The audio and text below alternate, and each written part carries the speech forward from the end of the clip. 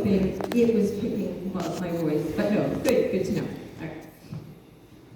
All right. So we're gonna have an update on the petition district meeting first, and then we're gonna go into the brainstorming on budget.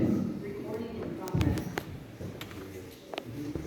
And that's what we got. The public forum will be at the end for comments and questions, but we really have to get stuff done, so work with us on this.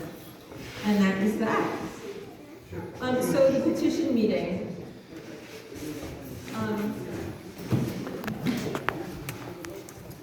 So it's on. There will be a district meeting, and I would like to tell you how that works. First, we need a hearing. We need to hold a hearing.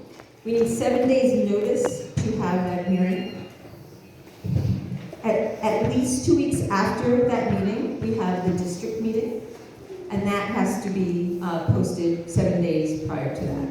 Them's the rules, okay? According to RSA 197:3. I love when I remember the numbers of RSAs.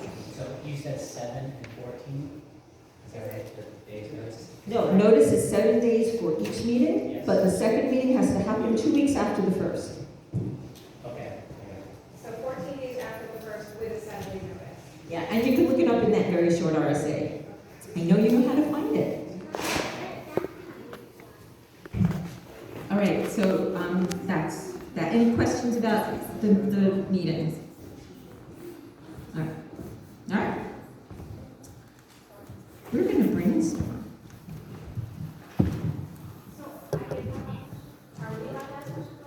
Not at all. Sure. Let me say I would like constructive, helpful comments, questions. I mean, we need to work through models and stuff, so, bear with us. And if it goes off topic, we just can't do that. And we've done that twice. My question is just what the hearing is then, what is determined during the hearing? Is it a budget hearing similar to the one that was already held? Okay. Who wants to know what you do with the hearing? So, I'm not the legal expert on this, and we will have some legal advice coming to us, but my belief is that it follows the model of the first. We did a budget hearing, presented our budget, and then the board adopted it. So this would be another hearing, and I think the wording in the petition is to raise the funding back to the original level, but I'm not 100% sure. And so there would be a hearing on that, and so that's just simply, in my mind, a presentation of this is why we're here. That's presented, and then people speak to it. So that would be the audience. And then I think from that point that a vote would be scheduled, and that vote, if there are two choices, one is to go to Superior Court and try to claim emergency, which is a very difficult thing to do, to have a vote to raise money. The other is that at the election piece of this, we would have to have 50% of the town's electorate present. Doesn't matter how they vote, but 50% of the registered voters would have to attend that vote, and then however it came out, it comes out. So then it's up to you guys to figure out with your legal counsel how it needs to be worded, if it's just going to be the Article 2 rewritten, or if it has to be... That's it. That's it. That's what. Or is it an article that adds to the $800,000? That's going to be one of the questions we have to ask an attorney. I don't know, unless you know. DRA probably knows. Do you want to call DRA? Okay, well, he said that. That will do that?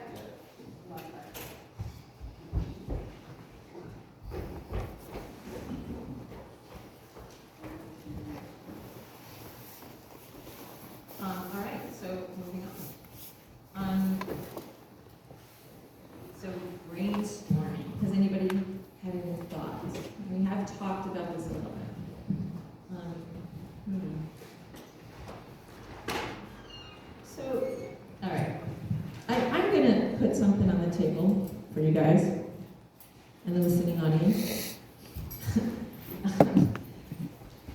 So, micro schools are, wait, I wish I had written this up on the table.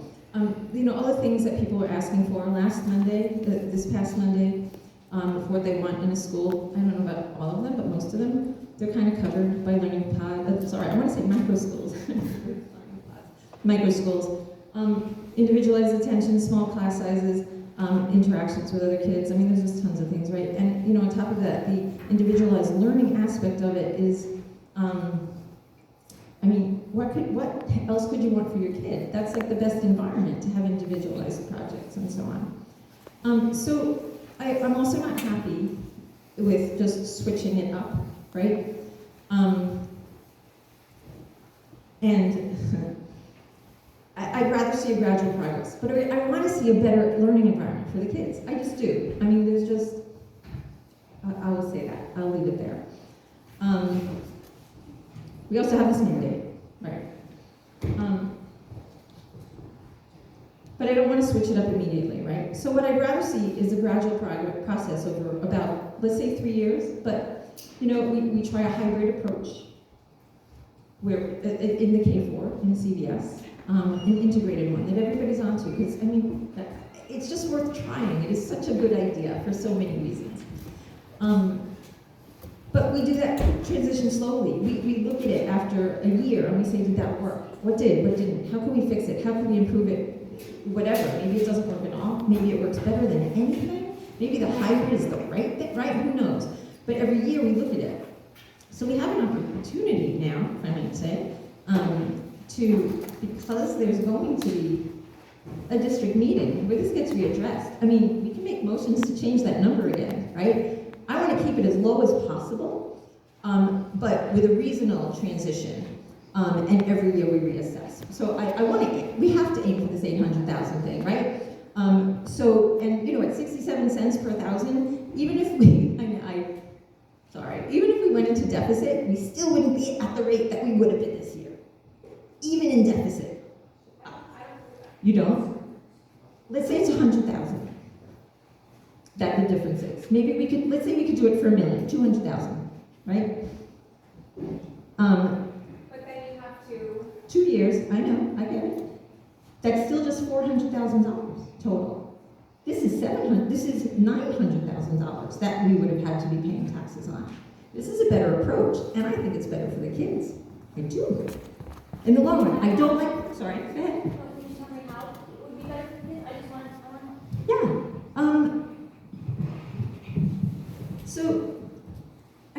When you have a kid at home, which you do, you can see that all your kids are different, right? They all take different approaches to everything. One learn to walk first, one learn to talk, one likes to climb trees, and then you use that stuff with your kids, right? And you help them learn other things. What could be better than that, right? So the idea behind these is, like Prenda, as I understand it, and we're not having that presentation tonight, but we will, right? If everybody, I want everybody to be on board. I do. Sorry. I'm losing my train of thought. It's a little hard. Remind me where I was. So I just wanted to know Why this is good. Okay, so kind of the way it works is 3 segments in a day, right? It starts with some online, and depending on the ages and appropriateness for the kid, it'll be different levels of online work. But it's what they're ready for. It's, they're not all working on the same thing, but it's all completely individualized. Then they have problem-solving sessions, which is collaborative with everybody. You're interacting with the other kids. And then the third part is project-based, where it's based on your interests. So you figure out interests for things that you're actually ready to work on. You look at the competencies, the state competencies. They help define these things too. Are they competent in this one thing? Are they ready for the next one before they move on? And they display competence. This is my ideal for how it would work, right? But I can imagine it can work here, and I hope we have influence over the Prenda people and this micro school, so that that we can, maybe that's not completely their model, but maybe it could be, where they move on when they're ready, and maybe it already is, right? So you don't think that's being done at Croydon Village School already? It's multi-age. I know, but you know what? And this is my bad. I have not observed how things run in the classroom. I know they're tested, and they you know, they're tested individually regularly. There's a lot of testing, in my opinion. Right? So that's a pain. Okay, we agree with that.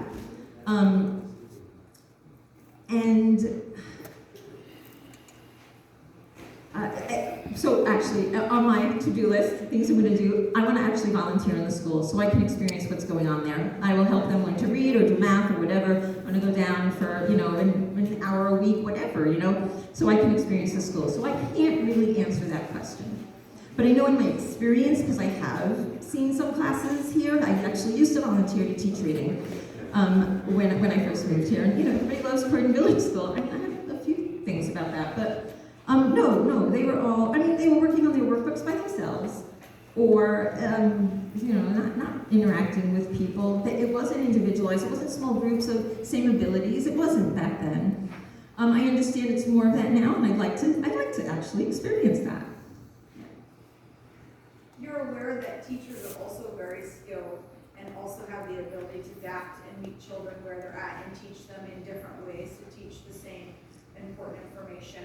Some teachers are, some teachers And aren't. I would imagine it would be the same in the learning pods, that some would be and some wouldn't be. No, I think the nature of it is individualized learning. That is just, I don't think they can, You can't be all on your own as a little kid with nobody guiding you. no, I mean, So there's sometimes guidance, it's better than others. there's structure in the day, there's things you work on, there's interactive activities with other kids, and there's personal progress.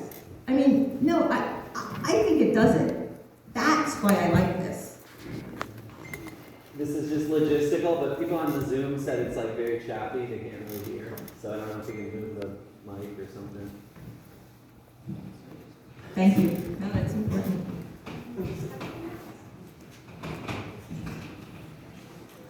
Excuse me, Jody, I have a quick question. Maybe you can correct me if I'm wrong, but everything I keep seeing popping up, it's saying that anybody can be a teacher for those pods. And so that means, but you have a degree in teaching or not, that you could open up, I could go and say, yeah, sure. I'm always just come to my house, I'll teach you. You know what I mean? Fair question. And my understanding is, I mean, they still have to qualify, right? They're not just off the street. I have seen teachers who are certified who are brilliant. I have seen certified teachers who really can't teach, and everything in between. I've seen people who aren't certified be amazingly natural teachers. I'm sure you've all experienced this. So I don't put as much credence into certification. I'm sorry, but we have a law that says that in our K-4 school everybody has to be certified.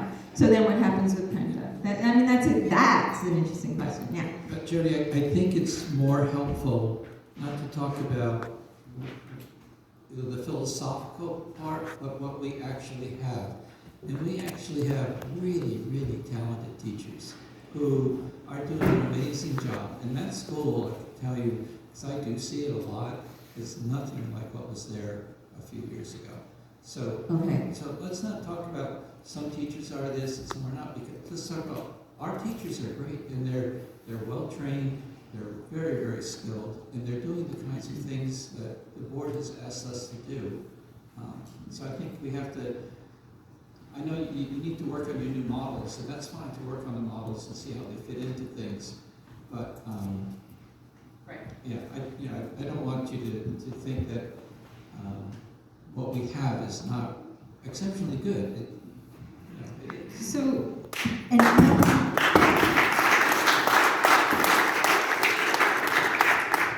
no disrespect here, but I've heard this from every superintendent I've worked with. I've been on the school board since 2010. I worked with no fewer than 9 superintendents over that period. I can't tell you how many times I hear that, and they demand the highest raise for all the teachers in the school until that one leaves the following year, and they're like, you know what, she wasn't that good. But don't judge them without data. And I said that. I said I have not been in the classrooms. I have not seen how it all works. So I admit that. I know that. And maybe they're all great. And you know, and it's not just up to me to decide that. That's everybody. In the comments from Monday night, there was one teacher who was referred to all the time as being great. And that, I mean, so that's an interesting statement. I don't know if all the parents were on. I don't know. Anyway, all right. So, Question.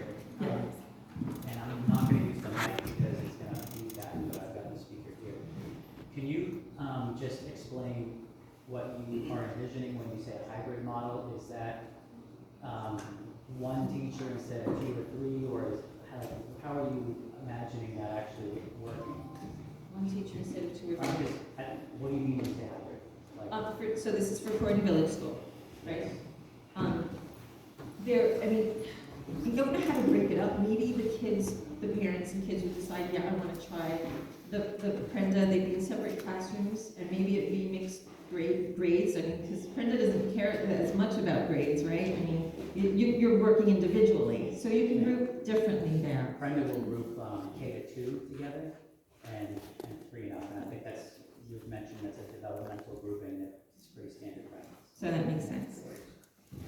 So maybe, but no, that's fine, but the kids in the school could choose to either do a Prenda approach, or maybe half the day is Prenda and half the day is something else, and you figure out how to split that up. I mean, I'm just saying, some kind of hybrid like that. So, maybe, look, the model for next year in our proposed budget was to have only 2 teachers next year and 1 full-time principal / special services case, right? So we're down to 2 teachers. So if one of them would agree to consider Prenda and think about it, then we have both of our teachers, we don't lose them. And when we have that model going on, but it's done differently, it's done the Prenda way, it's $5,000 per kid, right? That's tweak it, change it, challenge me, but that's my proposal. So from a modeling perspective, when you're looking at how this would translate to a budget, you're essentially saying... We have one teacher. A teacher. We have one teacher.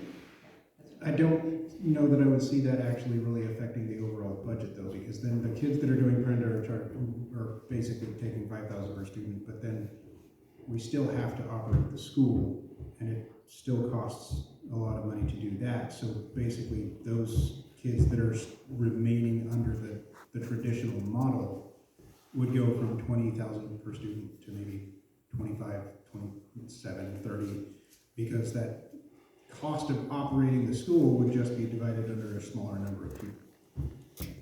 But we still have to operate the school, one way or another. Right. I'm just saying I don't see that. There you go. I don't know what you mean. I don't see a savings opportunity necessarily. I would probably agree with that, because you're still going to have your operational overhead that's sitting on top of that school. Not So if saying Prenda that were idea. in the building, what would be different from the operating cost of the school? I don't It's understand. going to become like exclusively Prenda versus hybrid.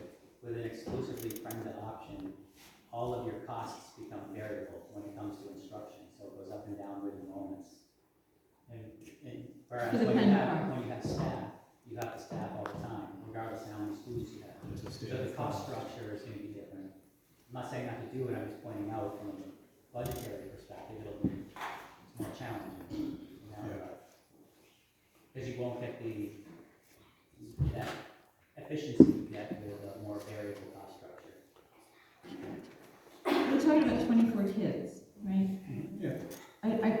Show me the numbers. I don't know what you mean. Give me an Well, I example. mean, we're going to have to build a model for this, which I don't know if I can. Well, let's just say it costs $900,000 to operate Croydon right now. If you, 900,000. let's just say, okay, let's just say 900,000 is what it costs. It's 24 students. You've got 4 staff. You take one of those staff away, you're saving 100, let's say. So you've reduced the cost of operating that school by 100,000. So if say 10 of the students opt to go to Prenda, you've cut your student body in half, but you've only cut your operating cost of the school by 100,000. And that 100,000 is going to go now to Prenda. At 5,000 students, you're saying 50,000 for those 10 students. So then you've got 50,000 in savings. But we still have to pay the teacher. If they don't. What teacher? You're saying we're The gonna- one teacher that goes to the one Prenda? teacher You know, you're that paying for does it with Prenda. Yeah, no, that doesn't, that, I'm sorry. So I'm saying you're looking at a minimal savings by doing a hybrid model. Okay. All right, so can we build that model somehow to see what it really looks like? There's a basic inequity in that, also in that, one side of the room, you've got a teacher who is making a professional salary with benefits, and on the other side of the room, you've got a teacher who was making a professional salary with benefits, now being a Prenda guide with a associate teacher mentor someplace who could be in another state, most likely is, who supervises over that, is my understanding. Kinda? Yeah. But that's not my understanding at all. I thought we could do the supervision. I thought that was part of it. Do you know about this? I don't think so. Say that back to me again, so. My understanding of the Prenda model is, or the micro school model, is that they put people in the room to be guides, which in my mind are like ed assistants, and they carry out instructions and lessons with a guide, with a teacher, a licensed teacher someplace in the distance who is overseeing that and providing help and guidance and all of that. But that's, I mean, I may be wrong about that, but that was my understanding. At any rate, say it's a fully licensed teacher. If the But can I address that part? the equity is in the salary and benefits piece, and I don't know how you do that. It feels awkward. It feels way awkward, yeah. So in the evaluation that I read about minor schools, it said that the problem that many of the guides had was that they didn't have somebody else to take care of administrative stuff. And that would be something to add. So that's what I was thinking, we could do that. Right, so that. Right, I mean, you can add administrative support and that kind of thing, but what I'm talking about is the fact that there is educational support. And somebody in public school, if I have an ed assistant instructing a class or a group in a class, that ed assistant is responsible to a lesson plan that has been created by a licensed teacher. And so that licensed teacher ultimately holds the responsibility, even though the person who might actually be delivering that service is an ed assistant. And my understanding, what we've talked about, micro schools, we've talked about the folks that are in those pods are guides. They are not necessarily licensed and that kind of thing. But they can. Explain. Yeah, and many of them have been in the experience, Right, in but the this 2 is- years they've been around. This is what I want.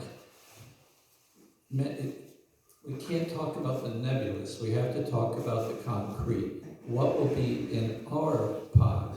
We know what's in our school. We have 2 FTE teachers. We don't have less teachers next year with just 2 teachers. It's the same FTE. It's just that we've separated out the duties to try to make it more efficient. And put all of those part jobs into one person. So anyway, that's kind of my point on that, is that right now, we know who we have, we know what their qualifications are, we know their training, we know they're doing a good job.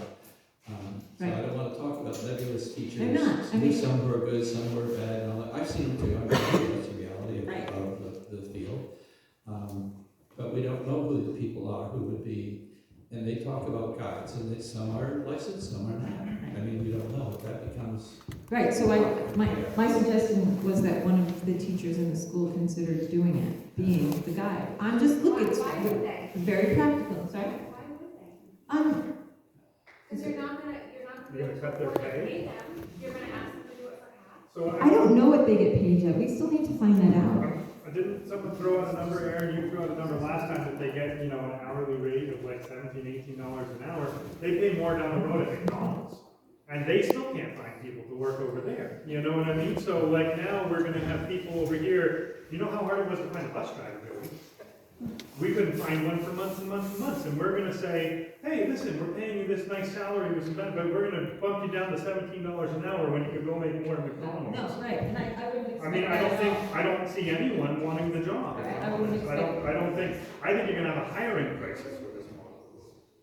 Yeah, I don't know how much they pay. I know that Chi, this isn't Brendan now, Chi matches area teaching salaries, but I'm betting that they don't provide the same benefits.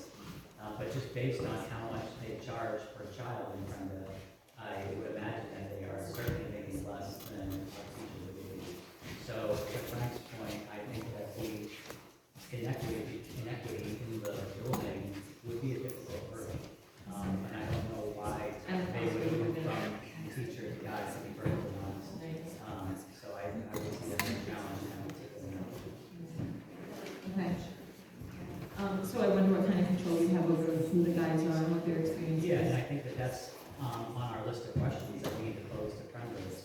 What is that hiring process and what can our level of involvement be? Right, yes, we need to know that.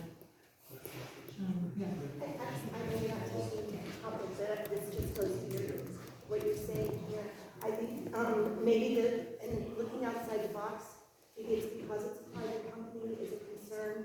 Because with a teacher, I don't think it's always the salary as well. It's earning hours towards your retirement with the state.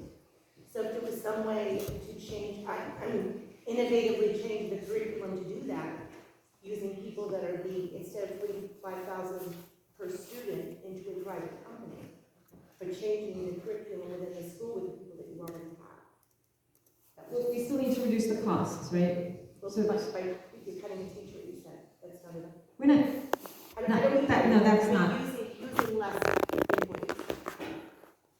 they would be supplying the guides. Brenda would be supplying the guides at $5,000 per kid, right? I mean, I was talking about this hybrid model, but they're all pointing out to me that that just wouldn't work. I like the spirit of it, but I think that there's just some Yeah. serious No, challenges. I mean, we gotta, It just doesn't. we gotta get to the dollar amount, right? Yeah. No, interesting. So I have a quick question. Has any of you called any of the schools to get any figures from, if they're willing to negotiate any costs? Right, not yet, because, I don't want to hear that we have to work on this 800 and figure out that. We need to figure out, what are the costs that are going to be associated with each of the schools? Have we done that yet? we have not, that's the simple answer, right, but the reason is because, because we don't know what numbers we So we're can. going to spend 4 or 5 more hours during on a meeting this evening, and we're all going to walk out the door, and we're going to have to come back again because we haven't done any steps to move forward in that direction. So I think that's what a lot of people here are asking for, is to move forward in that direction. And I get that, and I appreciate But that. nobody has done that But yet. that's because we're doing 18,000 other things right now. You think we're not doing You anything? did one vote to change this, to do 18 or 20. Can we just move things. forward with this? Because I we're am here. very forward with it. I was wondering if you have a chance to do that. Why are we spending a lot more time here and still negotiating on things that we have no answers for yet? So we need to be able to go to those schools with a number, and we don't have a number yet, what we can afford for tuition. That's why. Okay. So let's not dance around anymore about the pretender, or whatever it is, and move on. Let's move on. Because a lot of us have, other things to do as well. Yeah. And we all do. We all have other things we'd rather do. So But we haven't made any progress. Sorry, I didn't mean to respond to that. Okay. So we're over. You were talking about your hiring program. Which it sounds like it won't work, right? So do you want to talk about any of the other ones? You're fine. Is your son in the program? Were you the person whose son is doing something?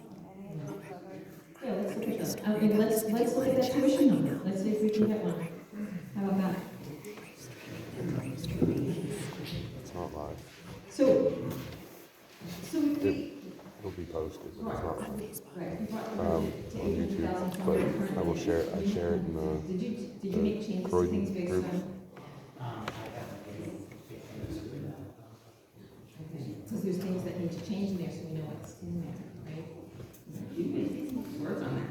So I have a question. Yes. So, the meeting on Monday, we were talking about the tuition rate for kids that attend Croydon Village School. And you said that included transportation. Is that all of the transportation costs fall on Croydon Village School? Or does it get spread out over the other kids? Like the older kids? I mean, it's through, I mean, we're required to do through 8th grade, right?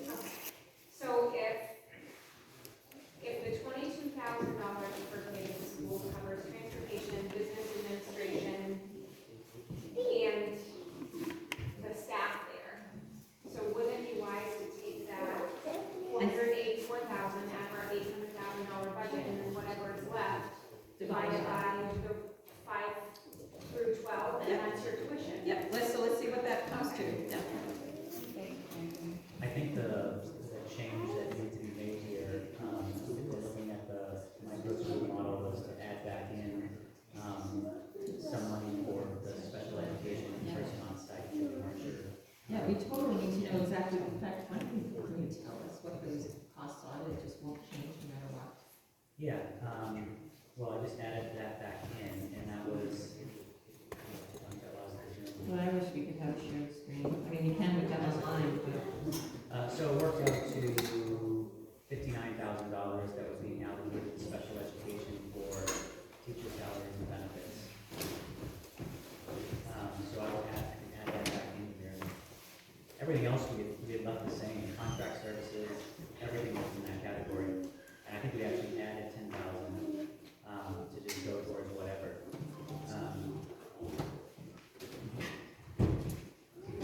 So that puts the odd model up at,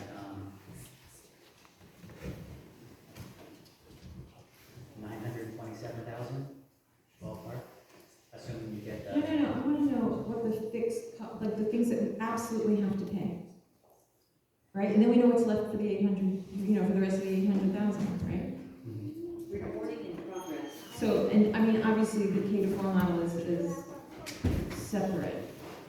And we can't really do that. But no, right, so we have transportation, we have special ed. Yep. We have, I can go from the top if you want. yeah. Regular instruction, I had basically the cost of the funded program. All right, high school tuition, I have that being driven by. With special ed, you put back where it was, right? Oh, I have that. Okay, sorry. First section is regular instruction. That's where I put in the cost of the funded program. Yep. High school tuition is based on a per child max tuition amount. And that's all I have in that category. Special education basically has everything that was there before except the ed assistant.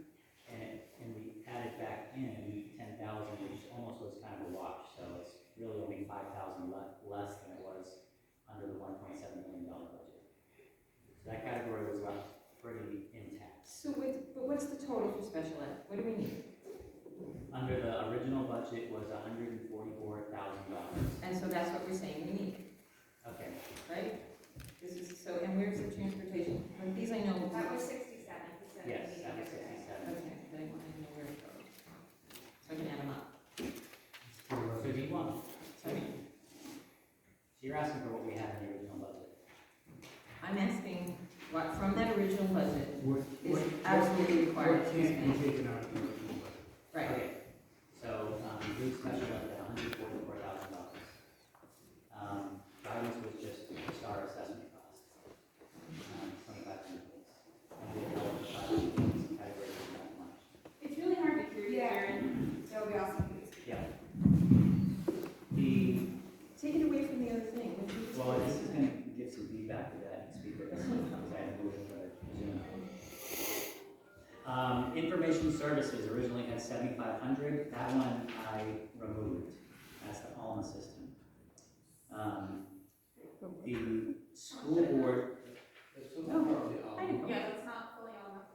Could you read that, please? It was 5,000 for Alma, this 2,500 from the What was the previous other? year that got added in. so it was 5,000 for Alma and 25 for something else. Yes. So this is a question also because we still have to do state reporting on our students, which is why we got Alma in the first place, was to keep track of attendance and all of that.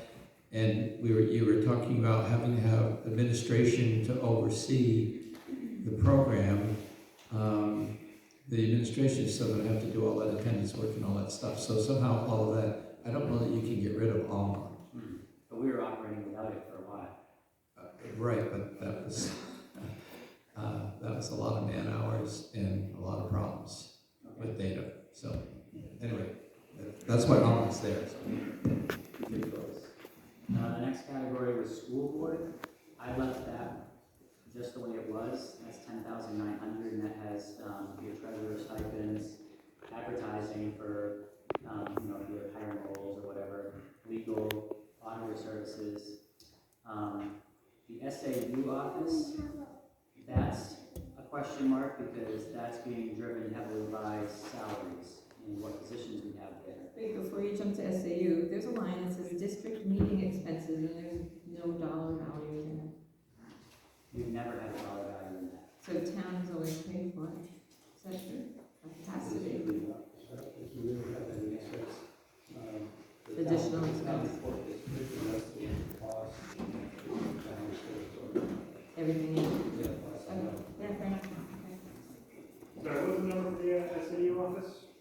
10,900.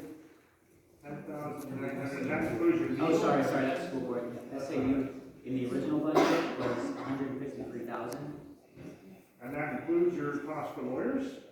No, That was the school board budget. So school board, what's your school board, that's 10,900. Yeah. So what did you mean for SAU office though, for it have to? Is there anything in there? The SAU office has the superintendent's salary, the business manager's salary. Can you hand the microphone if we bring this speaker over and Yeah. have feedback? Because it is very difficult to hear. Yep, I'll do that. The Zoom people might. The SAU office had the superintendent and business manager salaries and their benefits, some telephone expenses, office supplies, meetings and travel dues, that sort of thing, as well as kind of catch-all for software and equipment. In the original budget, that was $153,000. So, in this exercise that we're running here, the question would be how much of that do you feel is necessary? Right. Are you taking questions? About this, sure. Yeah, I'm just wondering, our business administrator has been notably absent. Are we still benefiting from her expertise? We met when she was at our meeting yesterday. She can't be here every single day of the week. Yes, oh yeah. You still plan on retaining her services under this line item in SAU? Yes, and that's our plan. That's your plan, and what is her salary? She earns $54,000. 54, so.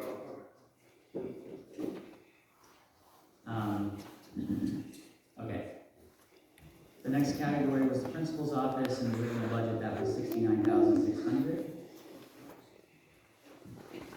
And then we had employee benefits, which kind of washes out in this budget because it's up in the other categories, so we don't need to go into that here. The operation of the building, that we have as $37,000. And I kept that largely the same in the new model. Transportation, we talked about earlier, that was $65,000.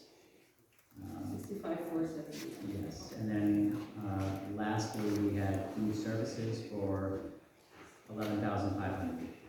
What services? Food services, How much is it? $11,500. Well, that's an interesting one. I mean, it's a small amount, but we pay for food for all the kids, or most of them. No.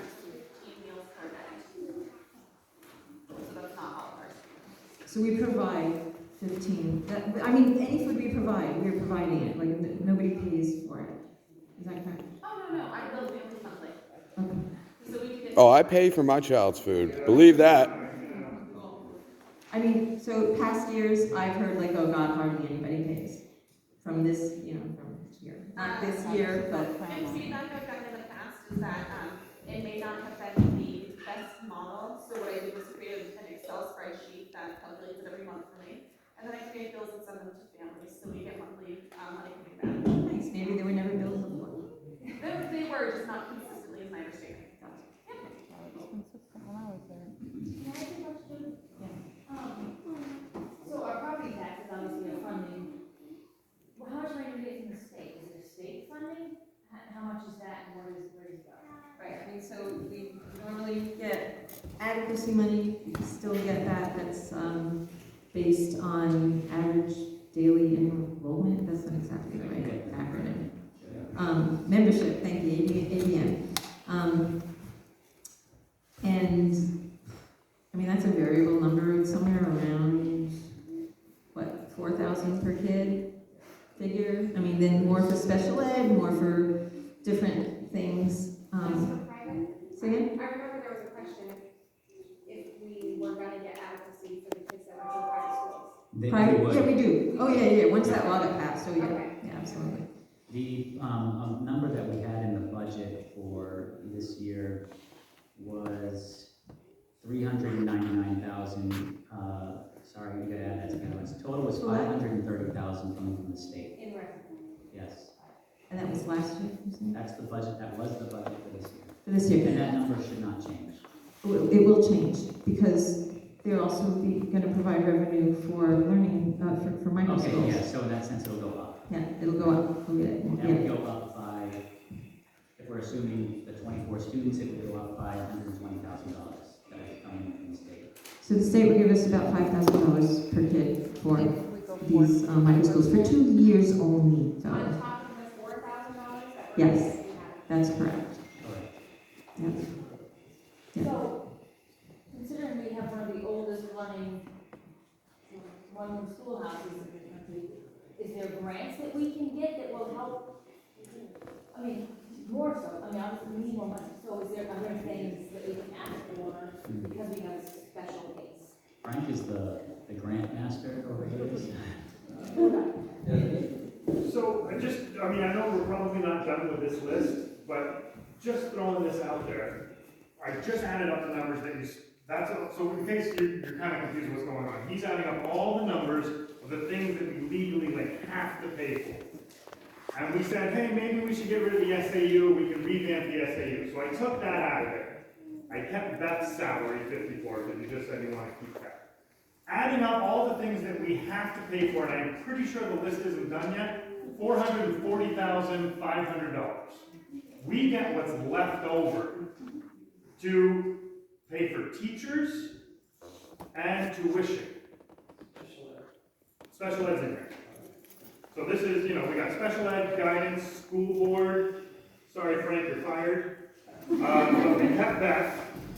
Principal, building, transportation, food. Just the things we have to keep for $440,500 based on the numbers he just gave. And we have 58 more kids. Now, we still haven't paid for teachers or tuition, or a lot of other things that I'm sure we have to pay for, that we haven't even thought of yet. But they'll make it work. Considering I feel as though maybe we're a little bit above the poverty line as far as the town as a whole, is that something that we could ask the state for, maybe that we can have free lunch? Maybe cut that? Yeah, it's not the state, that's a federal thing. Oh, well, they school us every day, so it's.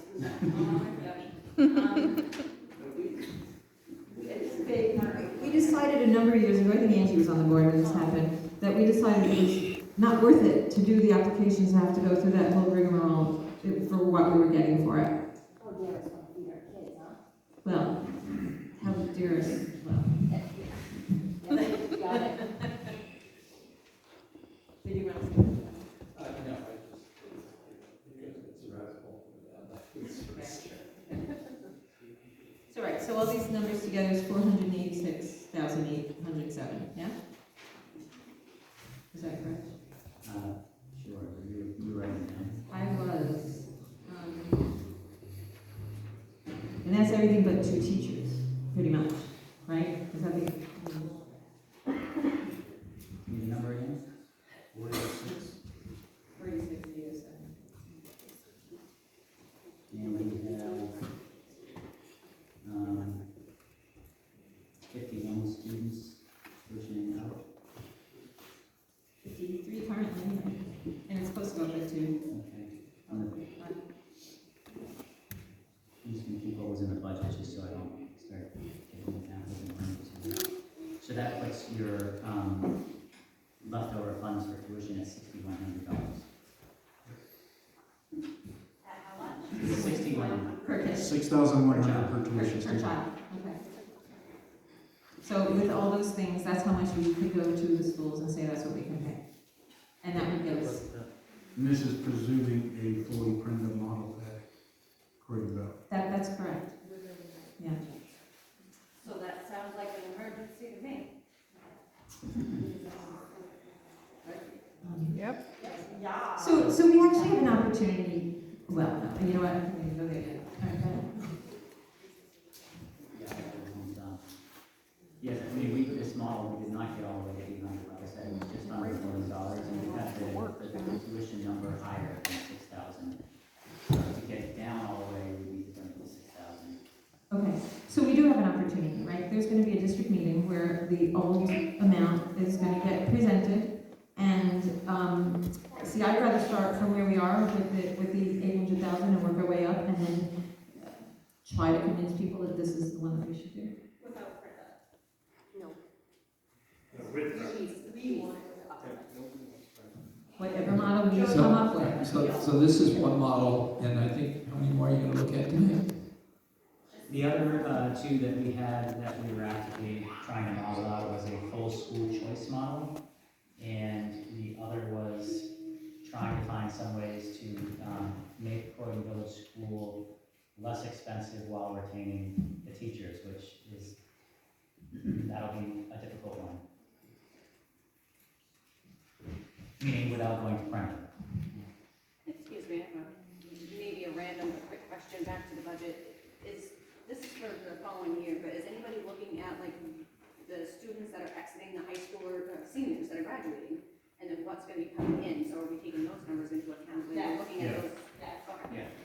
Yeah, we're using the numbers that we budgeted. Yeah, because I know there's gonna be 7 kindergartners coming, and then whoever's graduating, you know, is it offsetting? Yeah, there's 2 more in K to 4 and there's 2 more in high school, 5%. That's the net total. Correct?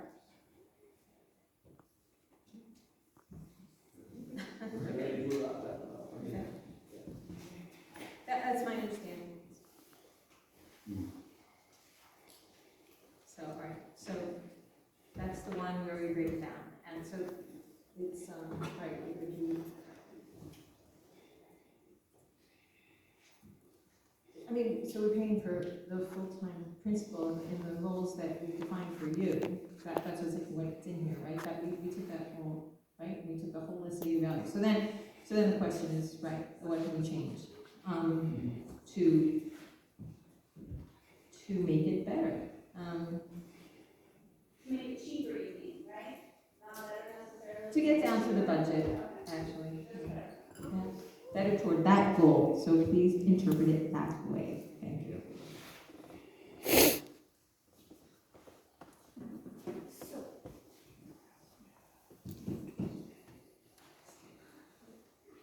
Question? Yes, so you just said take out the whole SAU office, is that what you said? I did not say that. Oh, okay, I thought that's what you said. That you said She that. said that when we ran that exercise, we kept the entire SAU office. Oh, okay. It's hard to remember with that. Yep. Thank you.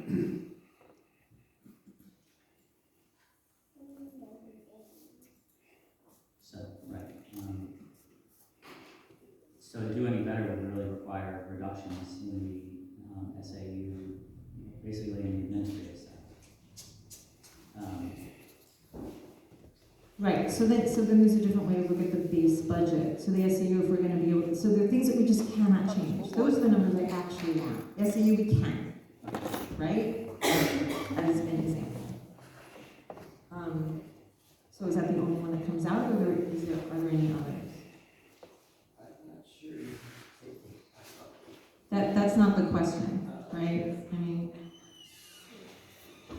I mean, from the ones that you already listed off, really it's just those salaries, because you had already taken out the teachers' salaries and replaced it with Brenda. And the others were special ed, which you can't really touch. Transportation, which I think we have to assume it'll be the same. And if it's different, it probably won't be by much. Gas has risen like 10% in the last month.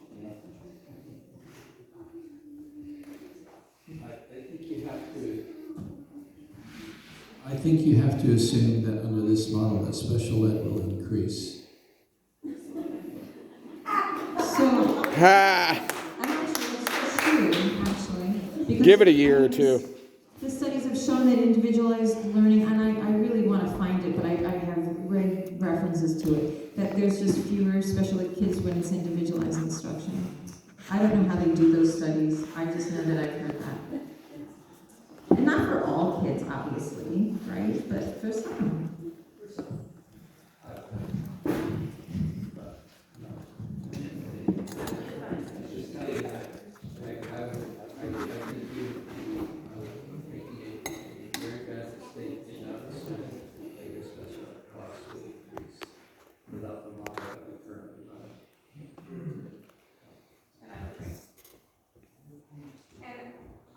Honestly think that special ed costs are going to increase even without the model, because the last 2 years, a lot of these little kids been wearing masks and needing speech therapy because they can't hear people speaking, they can't see their mouths moving, so they're delayed with their speech.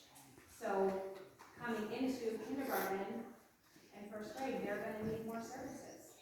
You know, I'm not trying to play the COVID card, I'm just telling you, I'm trying to argue. No, the thing that I don't understand is why schools pay for that.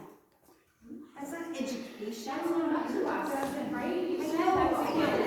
This is it's so big, it's like. I think it's a better society, you know, I think it's, I really want this meeting to be productive, and I know when we have 3 or 4 models to get through, and so philosophical arguments are meaningless tonight, because we just have to look at the practical and the real. And the practical and the real is that there are laws that mandate special education services through IEP teams. And we understand that. And we have obligations. So right So now, can I ask a question on this, Frank? How would we best estimate what cost would be added under this model? So if we're looking at just Croydon Village School, if you're maintaining a teacher on site for special ed, and we're maintaining the contract services, what are we then adding back in that's not there? And how do we quantify that?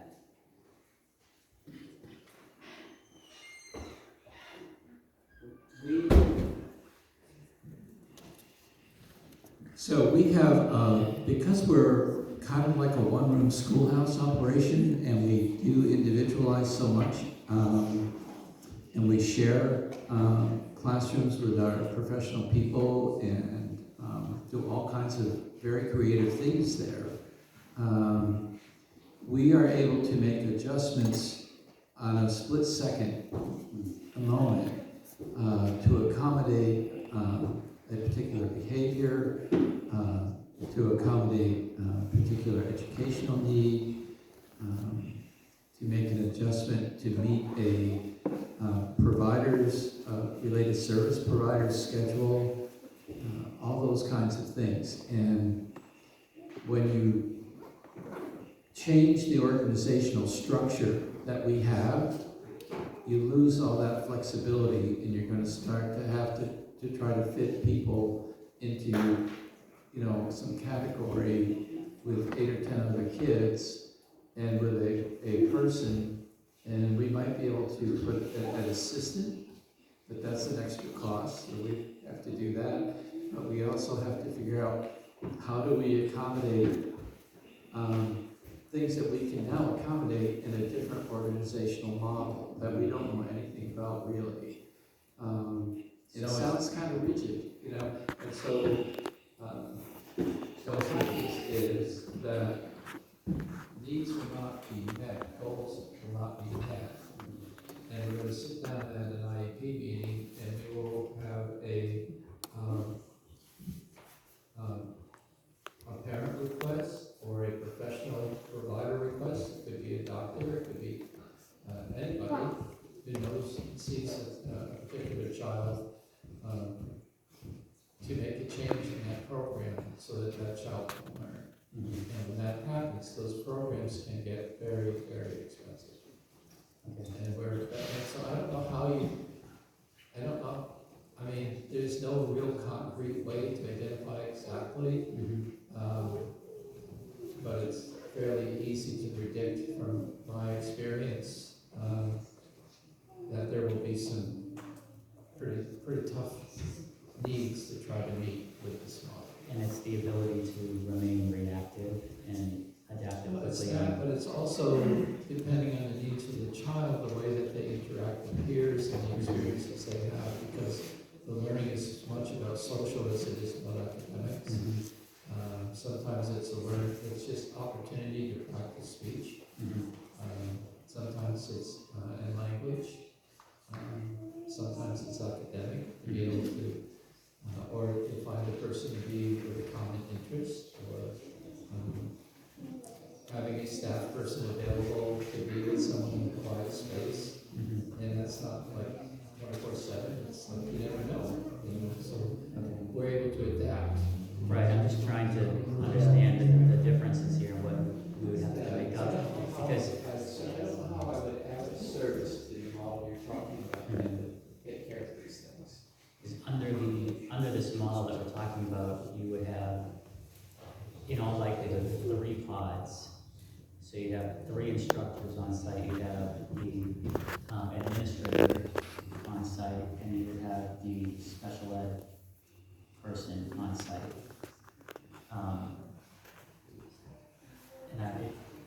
And all the same kids in the building, because I know you mentioned that they help a lot with the special needs kids. So I'm trying to identify what's the gap and why wouldn't we be able to be as reactive as we are now? Can I just ask a question? Yes, of course. So if you have one instructor, I've been in classrooms where there's one child who's special ed. If there's one special ed child, you've got 3 instructors, and that one special ed child has one of those instructors. Is that kid then going to be separated from the rest of those other groups? Those 2 other groups?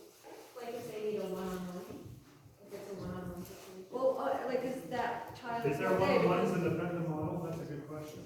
Right, so but what I don't want is for that child to be oh, that person's with that instructor today, so that's one of the things that we've worked so hard for in the society is to keep those kids integrated with the classroom. So if you have a, guide who is assigned to this one student, and that one student, I mean, it's gonna be really easy to tell what academic level that child is at. The guide would be assigned to anywhere from 5 to 10 students. But what if there's only one special ed student in that room, in the one-room schoolhouse? That would happen now too, I don't understand. But that one child is also sitting with all of the rest of the kids, and the way it used to work is they would be involved with those activities and may have one of the 3rd graders actually reading to them. I think it would be I'm hearing more. a lot of hypothetical situations that you're putting on and understanding what your actual question is. I think that in your model, it will be more obvious who the special ed child is at the school. Okay. That's that's my concern. I wouldn't want that to happen. I would not want that kid to be. I don't think anybody would want a child that has particular needs to be singled out and made a spectacle to their peers. I don't think anybody will want I that. think my concern is that you now have a special education who has a lot of needs and a lot of, needs a lot of attendance, getting taught by someone that doesn't have any professional degrees, and it's $18 an hour. Right, That's so, my big concern. And the other, well, it could also work out where it might be less obvious, because each of the students are receiving instruction that is specific to them. And then later in the day, they come together as a group. So they would be integrated in the group settings, but then they would be receiving individualized instruction just like everybody else in the class. Okay. That's how it's designed. It's every single kid is on their own progression. Yeah, okay. That's good. I mean, it's worth learning more about it. I mean, that's why I really want them to come and see what they do, because everybody's guessing about what happens, but you don't know. You just don't. Yeah, I'll do my research online. But do it. Or listen to one of their. Can we get back to this? You have a What they question? have. Well, I guess it's on point. So that's what an IEP does, that's what an individualized education plan does. So I guess, but the concern is if it's not being integrated by a certified teacher who knows how to integrate an IEP, then that child's still. We're budgeting for the full special ed services. We just talked about this. They're up here and they just get reported to from I some don't know how $18 an hour. They define how it works. That's what they do. But it works because they're collaborating with certified teachers who know how to integrate those plans. I'm a special ed teacher, I can tell you that's how it works. No, I get it. I believe you. I register your points. I get it. Nobody wants a non-certified teacher because they think that they won't be any good. Got it. Because, I mean, it goes both ways with that, but, all right. But we need to talk more about the numbers here. Yes. Well, I had a question about the numbers, and it sounded like you said that the Prenda funding was gonna come out of the SAU under, okay, I thought I heard you say that. So is the Prenda, the 5,000 that we're paying going into tuition, or? Prenda costs $5,000 per kid. The state has, maybe this is what you heard me say before, the state is paying that for the next 2 years. But what category is it still in? That's what, I mean, is it tuition? Sorry, the Prenda cost? Yeah. In the model, I put it under instruction for K through 8, which is the first category in the budget. One more question about Prenda. Do they pay paid holidays and insurance? Yeah, I don't know any of that. I mean, that's why we want to bring somebody here so they can have the answers to those questions. That's what we're supposed to do tonight. But they really seemed like nobody wanted to learn about it, so I'd rather wait until you need to learn about it, and then we'll bring them in. So we're continuing, so they were supposed to come tonight? Yes, they were. But we canceled it because, I thought we canceled it because you heard the voice of the people say that we don't want it. And I was all excited saying, well, that's what we need. But instead, we're continuing down the path now without still knowing anything about it. And that's because the state's paying for it for the next 2 years. Has it already been, like, I mean, I this is what we're doing? I would have liked them here tonight to ask all these questions. She's saying that the state has a program in place that if Prenda is instituted, they will cover the cost of the next year. And it's already instituted in a number of schools in New Hampshire. It's nothing particular to Croydon, it's just a general. And we started considering the option. We started considering the option of Prenda before we knew that funding was available. So it became recommended from the Commissioner of Education. We looked into it, and it seemed like a viable way to make our costs less while still being able to provide a good education. And we learned later, as we were researching it more, that there were these grants available through the Bright Futures program. May I ask why any of these options didn't come to light before, like, we're voting on a budget? There was none information. This has been discussed every meeting so far, so now, it's not helping us get the budget done. And we have to. It's due next Friday. I understand. Those programs didn't come to light before the budget was voted on because nobody was really considering using those programs because we had Croydon Valley School, and we had tuition out to other.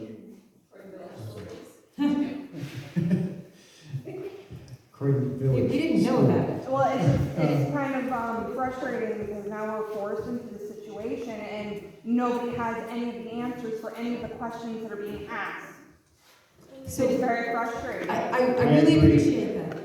I absolutely agree with you. It is very frustrating. This entire situation that we are in is very frustrating. It's a monstrous challenge to deal with what we are facing as a community here.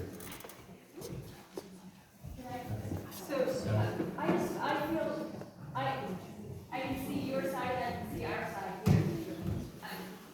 We just gotta get numbers down on the paper, people. We know we have our special meetings coming, we know we're gonna kick ass then. Let's just let them continue with their rabbit hole. Well, yes, let's get the numbers on the paper, so we everybody go home, and then we have a special meeting, then we can be everybody at vote.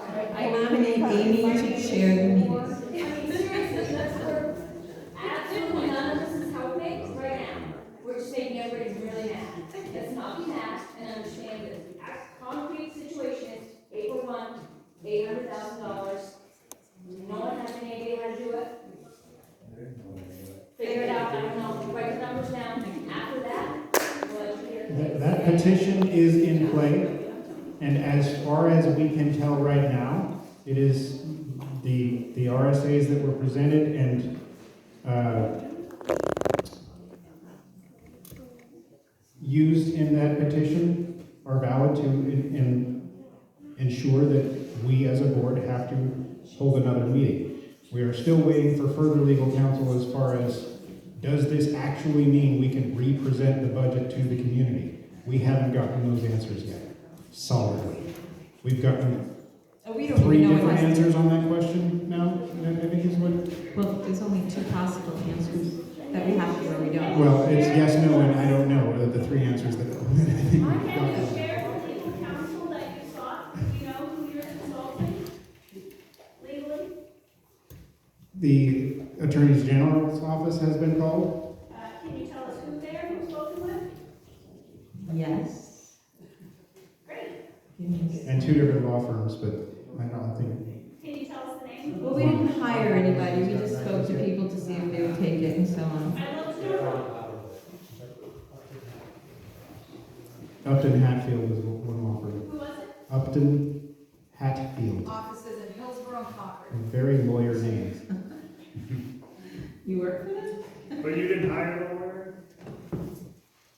You didn't hire anybody at Upton Hatfield? Peter Lieberman, maybe? Anybody else from there? We've paid for an hour and a half. So you did On, hire on one, I don't think we've officially signed the retainer to continue to pay them yet. We were still looking for more solid answers because that one wasn't very solid for us.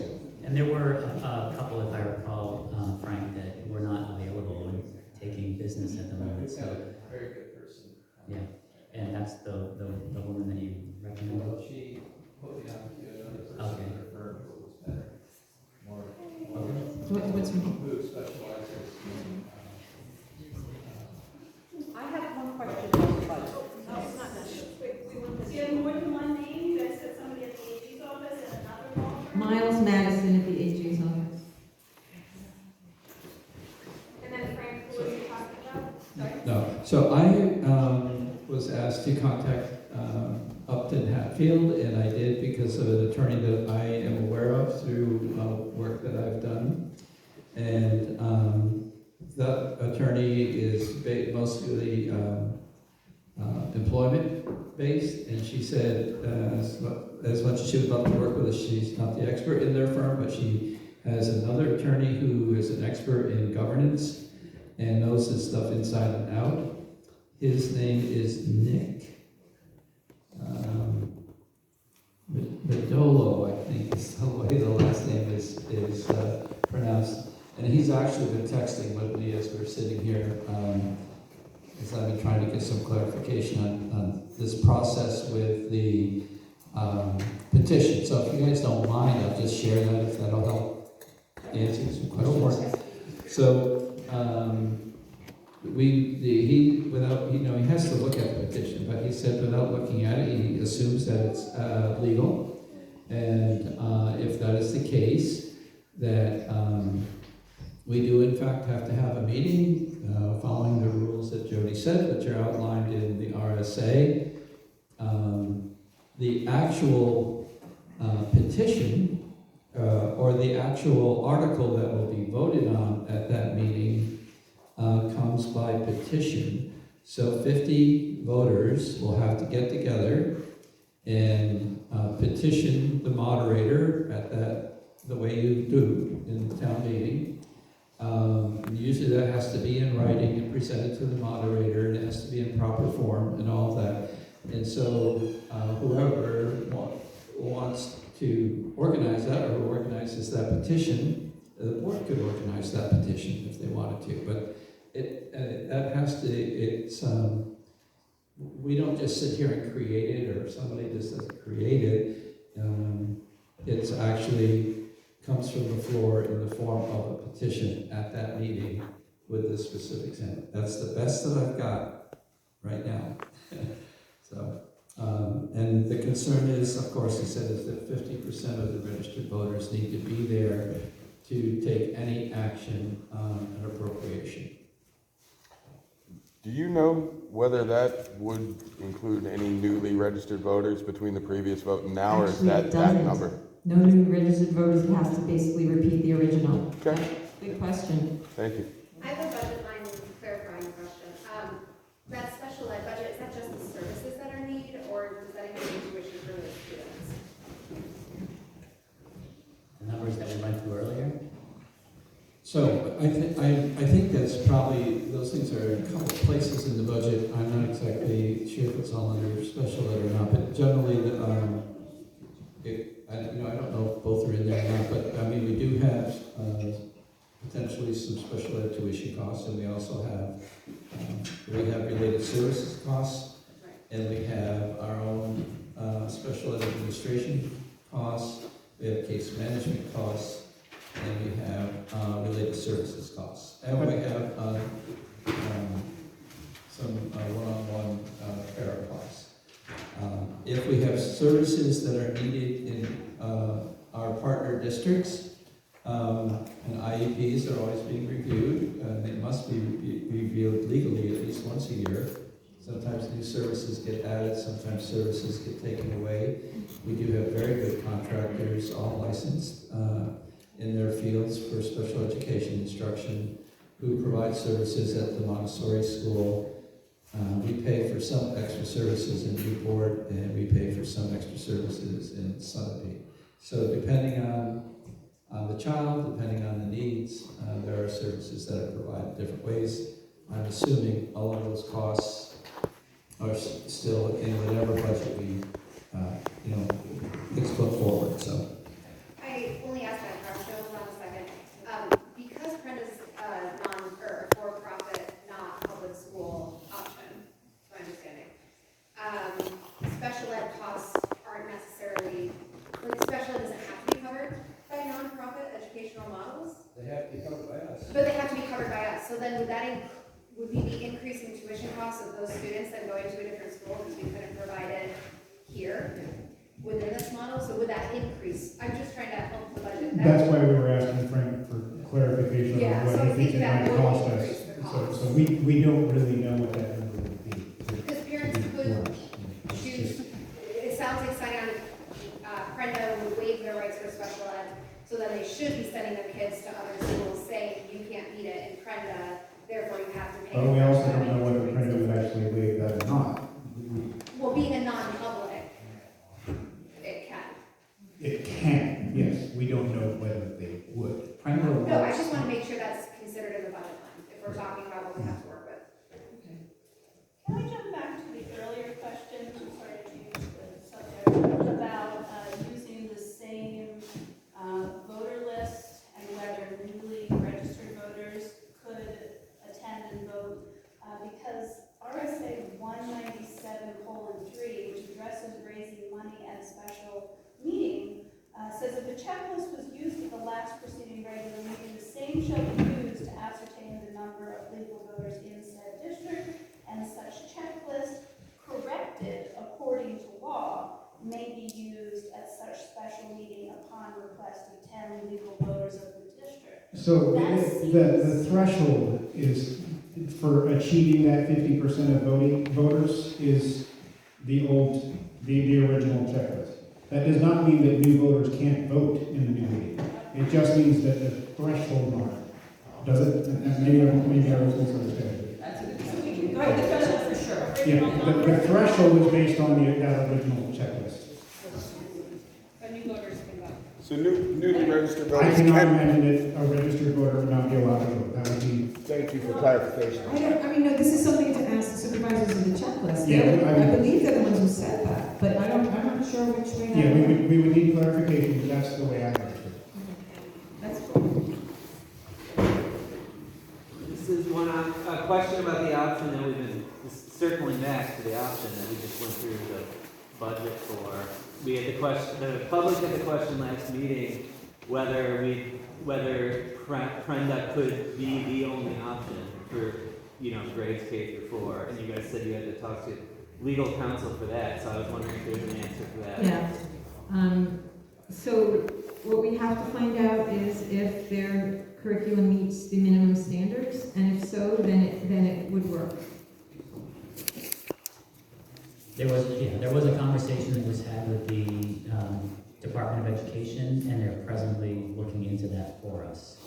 No, they asked us to get Prenda and Kai to map it to the state standards, but I think Prenda is already mapped. I think it already will meet the minimum standards. So start there. But they need to write that out. I don't know about Kai. Well, the Kai depends on the different curricula that you choose. We still need to work on numbers. It's a good question, a good follow-up. So, Can I ask a question? I came late at class, I'm sorry, everybody. I didn't expect you to. Well, I listened for about 2 seconds and said, okay, I'm coming. So I'm here, and my clarifying question is, are we doing this line by line for each of the 3 models that you are presenting tonight? I mean, we can call it presenting. We're working with one model, and then we're gonna see where we can go with it. I mean, maybe we just look at the next model then. Maybe that's the best thing to do. No, I'm just wondering what the plan is for tonight. Plan. I think that's a good idea. We look at that as a suggestion for what we should do next. Okay. All right. So the next option was the full school choice option. And let's see what assumptions that we made in here. I think I don't know if you have that one. The real big question with this model is how feasible it is to find somebody that could provide, that we could tuition out to at the K through 3 level that could do it at the cost that we can afford.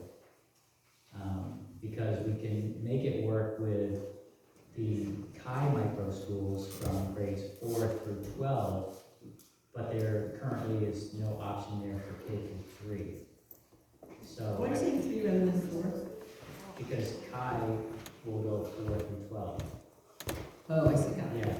So you could make that work at grade 4. But I'm not sure what the answer is for K through 3.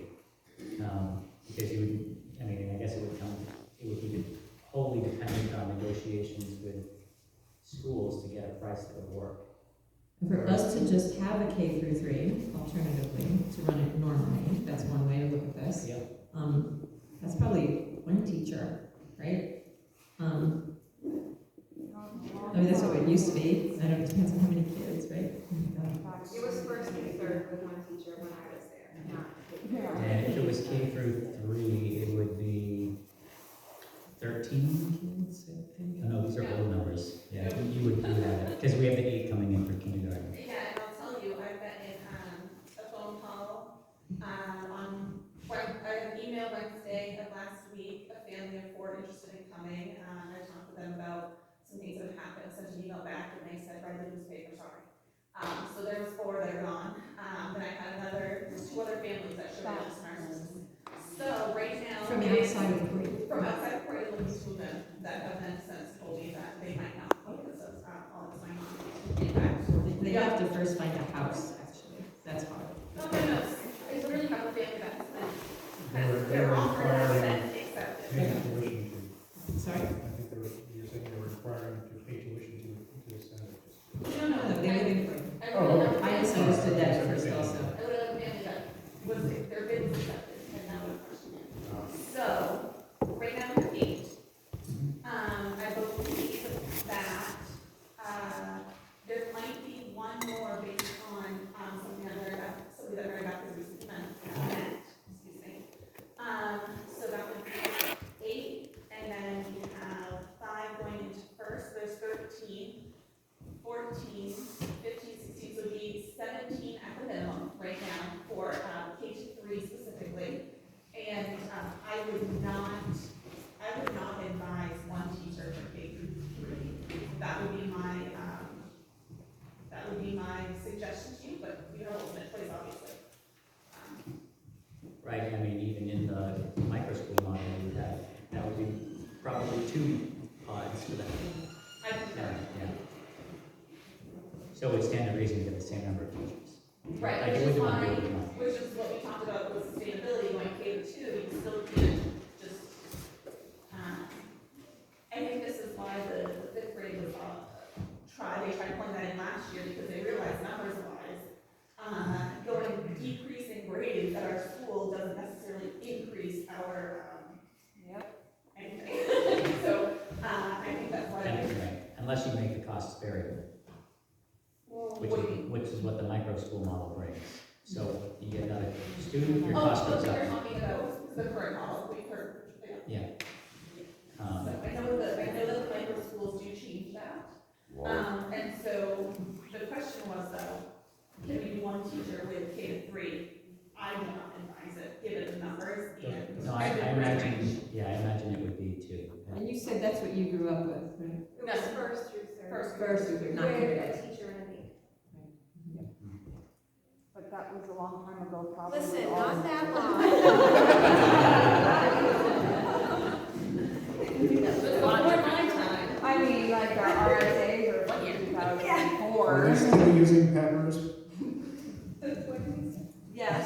Yeah. The counters. No, peppers. Oh, I thought you said counter, and that's what they had to like, wow.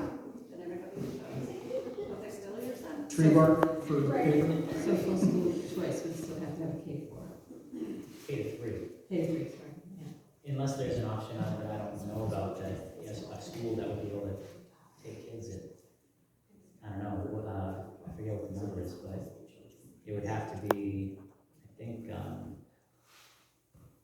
certainly no more than 9,000 in the model that we had put together. So Montessori could, but I don't know if they would be interested in guaranteeing all of our students. They won't. Well, they're full.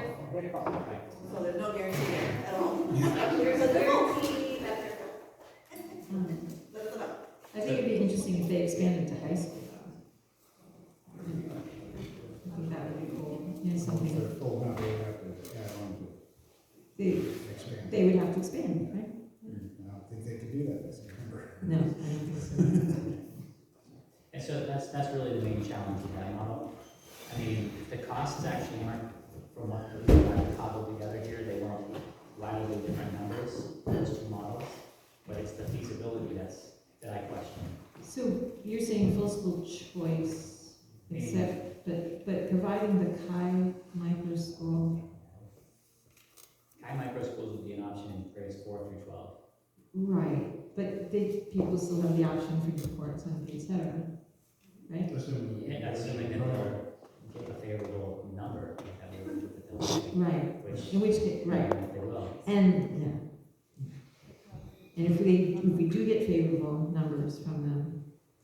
Who would be your, school of record? That's basically what we're talking about. Like I don't know that we would find somebody that we could absolutely guarantee for K-3. And what I'm learning about a school of record is that we're required to provide a free option for an opportunity for an adequate education for the kids. There has to be one free option, at least one, for all the grades. That's what it, sorry? Yes, for every child for which you do not provide a grade at your school. No, even if you don't have a school, I mean, it doesn't matter. You still have to provide free that's it. It's a general statement and it's It's still true. the same thing. Yeah. Whether we have a school or not, it's still the same.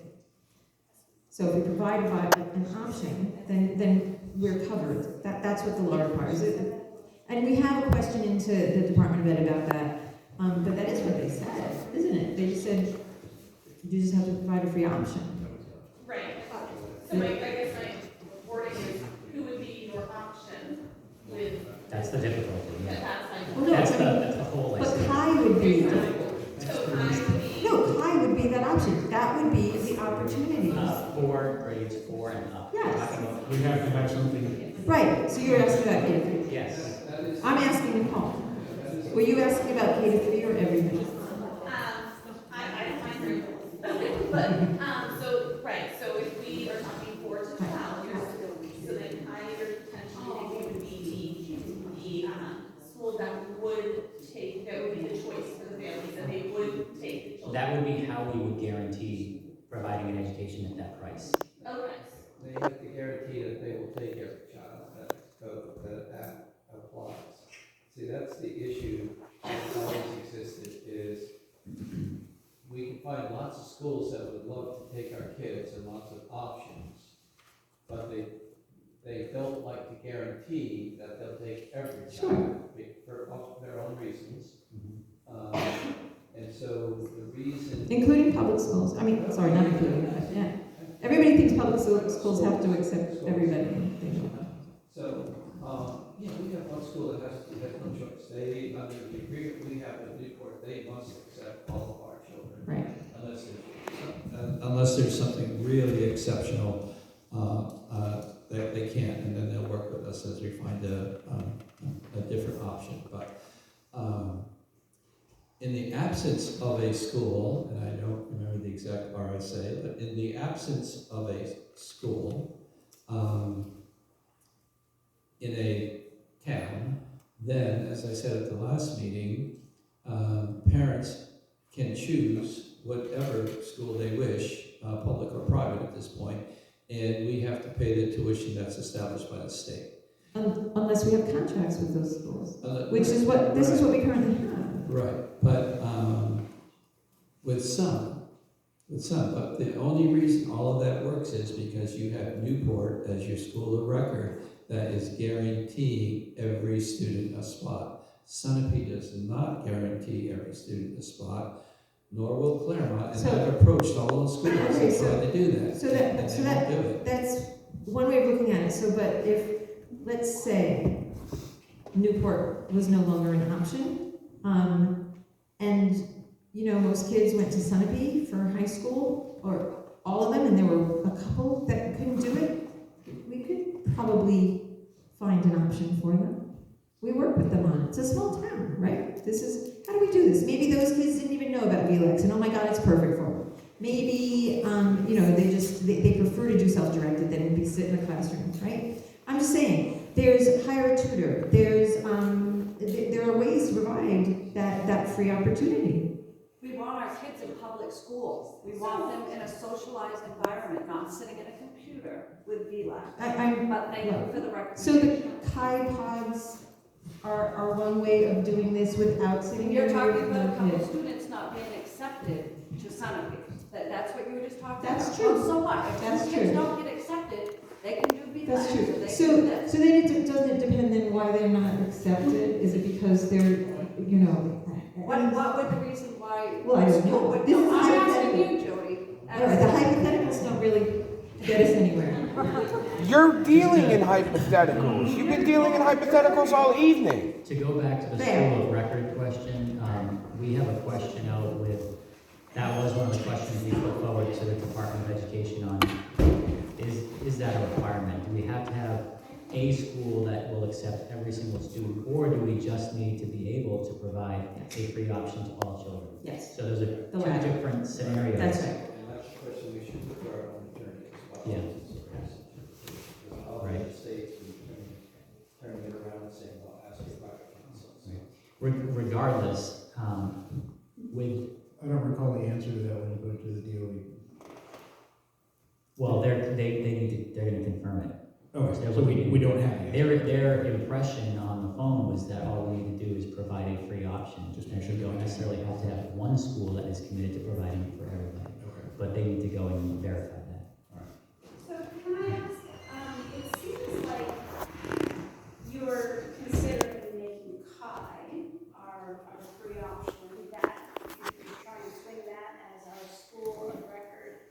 And all of this speaks to the necessity of providing our students with an adequate education, which I'm hoping you all agree. Jody did acknowledge that it's your duty to provide an adequate education. Provide an opportunity for an adequate education. Okay, Erin, are we on the same page? You acknowledge that as your duty? It's in law. Yeah, I would say provide. We all agree. Okay, so, because specifically, it seems like you're challenging whether that has to be a public one. And chapter 193E in the education RSAs focuses entirely on an adequate education and speaks to whether it needs to be public on multiple occasions. In 193E1, which addresses policy and purpose, section 1 begins by stating it's the policy of the state of New Hampshire that public elementary and secondary education shall provide all students with the opportunity to acquire the knowledge and skills necessary, and then it goes on. In 193E2. Sorry, can you tell us what your question is? So why are you thinking that maybe these CHI pods could be the adequate education that you're offering? They'd be publicly available. That's what it means. But isn't CHI private? Okay, so the way I heard what you just read is public schools will provide adequate education. So that's a directive to public schools. It does not seem to indicate that public schools are therefore the only option that you have No, I as don't a think school. that it should be our only option, but it seems like it should be our free of charge, other than your taxes, option that is provided as a default. And then if we want to choose private. No, but that's not a requirement. That's what we're learning, that's not a requirement. That was not a requirement. That it has to be a public school. But the RSAs actually do specify public, so I can go on. 193E2, the criteria for an adequate education is laid out, and section 3 specifies public schools and public academies shall adhere to the standards. Shall, they shall. That's what he just said. Think about that. Right, in defining the adequate education. That a school must provide. Yes, and if you want to be a public school, you must provide all of these directives. And if they Yes. don't, then they can't do it. That's all. That's how it's done. It's still not saying public schools shall be. I have a couple of points that I'd This like is- to present to you guys about this. So further, the accountability.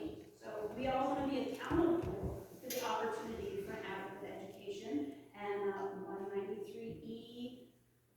193E3B addresses that and charges that a school shall demonstrate that it provides the opportunity for an adequate education under 193E2 by meeting the requirements noted earlier. And then That's the requirements on the school section, right? Again, I'm not sure how this is helping us here for our task tonight. I think that it's bringing up some of the things that you're ignoring, that you're trying to brush No, we're aside. getting advice from people. We're getting advice I'm from. offering you advice, that you should look at the Are you RSAs sick? and the language around having a public option available to all students free of charge. Okay, so And this then is- if you don't do that, you're in serious dereliction of your duty as school board members.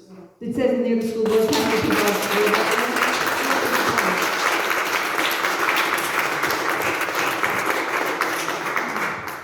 Because the RSA says that you have to provide an education or an opportunity for an education, also say that you have to provide babysitting, or could you just have everybody do VLANs?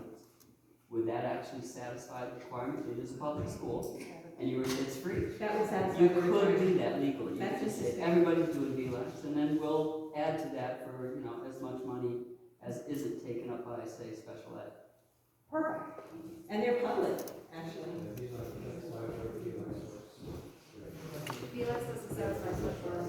No, it does not.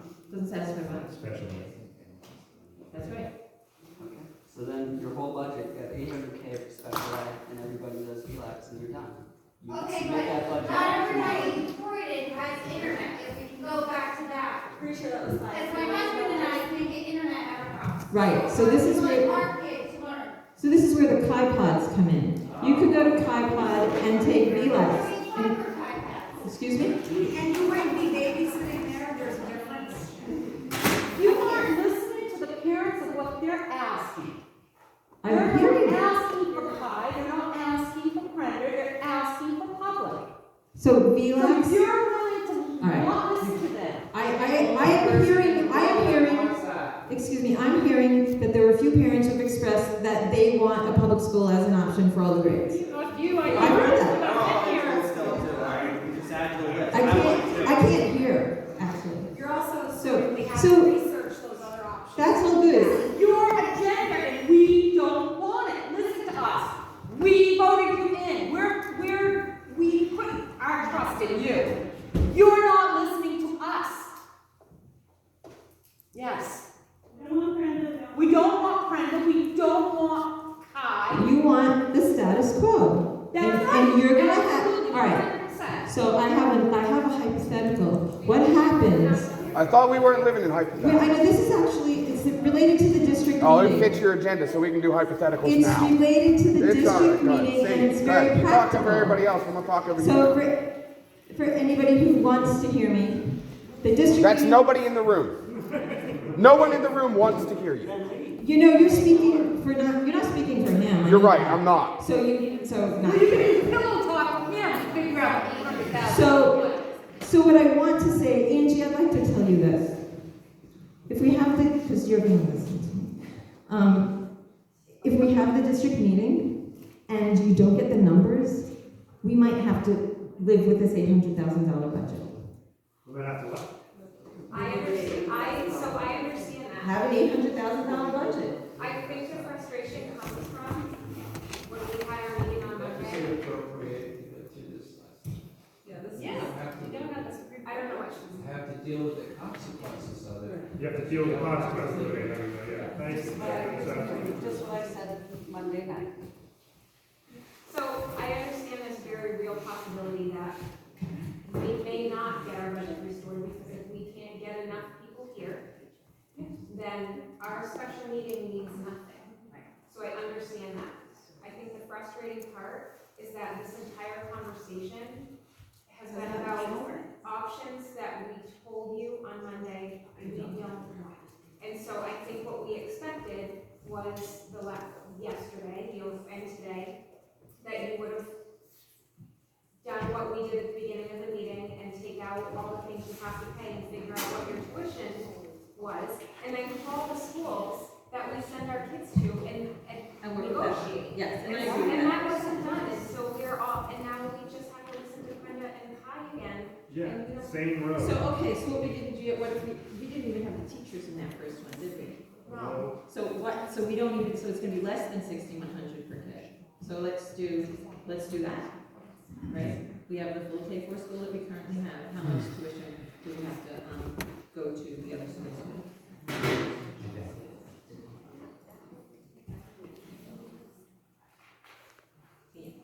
I would just like to point out once again that the people who are saying we want represent at most 25% Give that petition of to the those town. 150. I would say that goes the other way as well.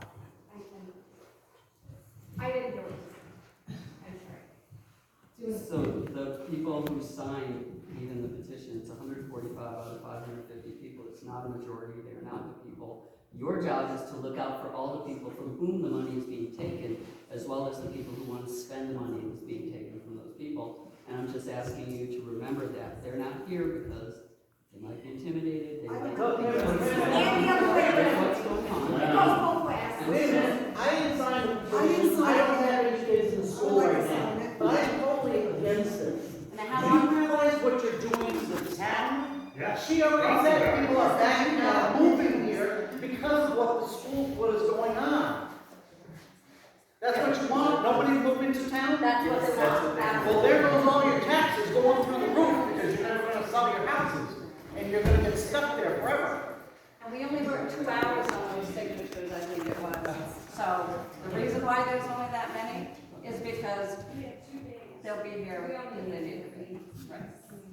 280, and just, but until then, you work for everybody's now, including the people who are being treated as resources. How dare you? How dare you, Ian? Are you kidding me? Treated as resources? Yeah. I'm a proud taxpayer in this town. My kids are fourth generation at that public school, and you are going to have your way to rip away. Why do you pay for your own kids? All right, so I'm sorry. It's being part of the community though, she's got a point, you know, like, oh, we don't mind paying taxes, being part of the community, we have a different philosophy. Angie, I have the number you were asking for. So if you take the $1.7 million budget and you subtract out all of the tuition, right, which leaves behind everything else, that gives you $722,000. And then take the difference between that and $800,000, that's how much you got left to play with, divided by the 51 students, it works out to $1,000 basically. Yes. Just over. If you leave everything else in Because you're the looking at 70. So that was, alright, so you took our 1.7, took the tuition out. Yes, that leaves So you with the, 722 is like, we have to pay those things. that's everything else that was in the budget, so all of your teachers pay, your administrators pay, your special ed, your food, your transportation. And then you basically have about $78,000 left. And you have to split that between 51 students. So you get to about $1,000 per child. That's if you want to keep everything that's in the current budget, and then, but then move down to the 800 level and spend what's left on tuition. So are you prepared to come report and offer them $1,000? No. Honestly, we don't think that's a feasible plan. And that's why we're trying to reduce costs in other areas. To leave room for tuition for the higher grades.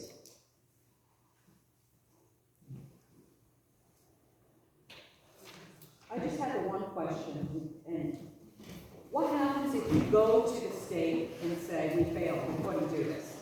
What's the worst that's gonna happen? What is the very worst that's gonna happen? Deficit If you go to the appropriation. state and say, we couldn't crunch any more than, let's say, 1.2.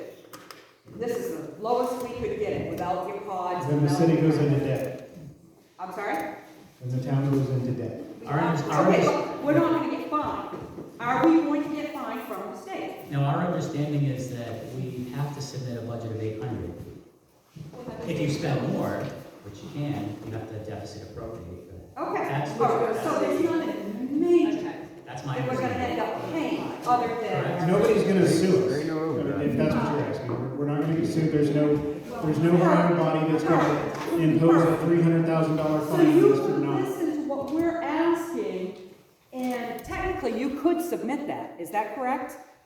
We're saying we don't want pods, and we don't want here, Prenda, all your little things.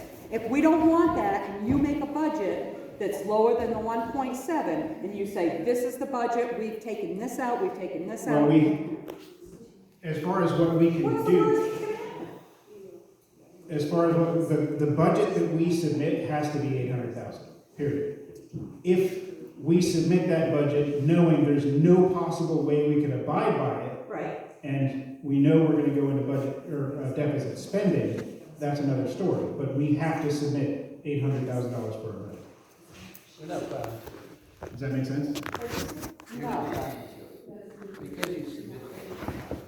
Right, and the worst that would happen would be that we would deficit spend, people would have a double dip in their taxes the following year, and we would have a whole lot of people angry at us for not listening to them. You'd have a lot of thankful parents. So we have, currently, we have the crowd sitting in front of us that's angry at us for having to create this $800,000 budget. We're not. Next year, we'll have a different crowd angry at us for not having abided by an $800,000 budget, because then those folks that don't have kids in school are gonna be sitting in front of us saying, why didn't you abide by the budget? So either way, we're gonna have an angry crowd in front of us. Right, and we have to That's really all represent, it is. and we have to represent both of those groups of people. So we represent you as well as the other side of this.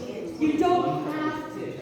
You know, Give up we had lots of school boards, so when our budget was normal, we had, I don't know, 4 years of school boards when I had maybe 1 or 2 people in the audience. So I don't think, you know, angry crowds is a little bit, I see an angry crowd here that I've never seen Croydon come out like this. Maybe once with the sheriff, but I've never seen Croydon come out like this.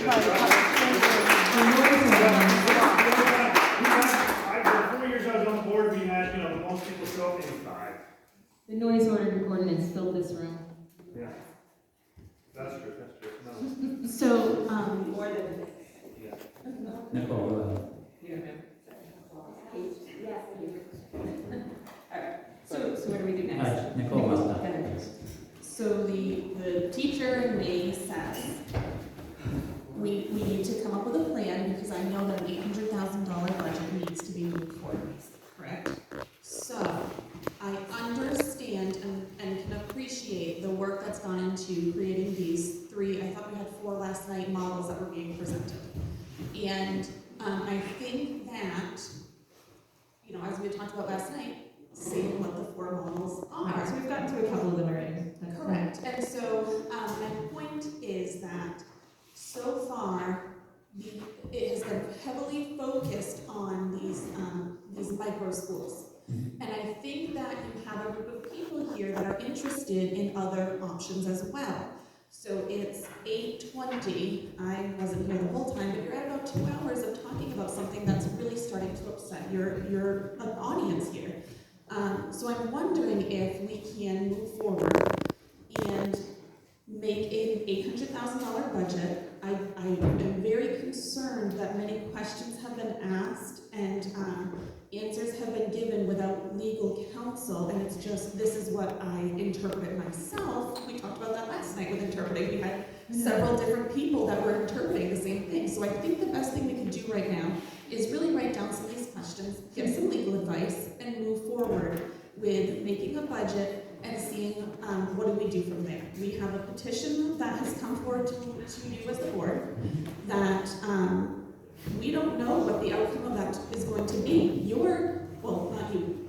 It is true. That might not work, right? They might not have the people. So we need to have a plan. Are we going into a deficit appropriation here? Are we going to, as a school board, you have an obligation to the townspeople and your students and your school. And so thinking about the future here, where are you going with your funding and your thinking, right? So I just heard you, Kevin, say that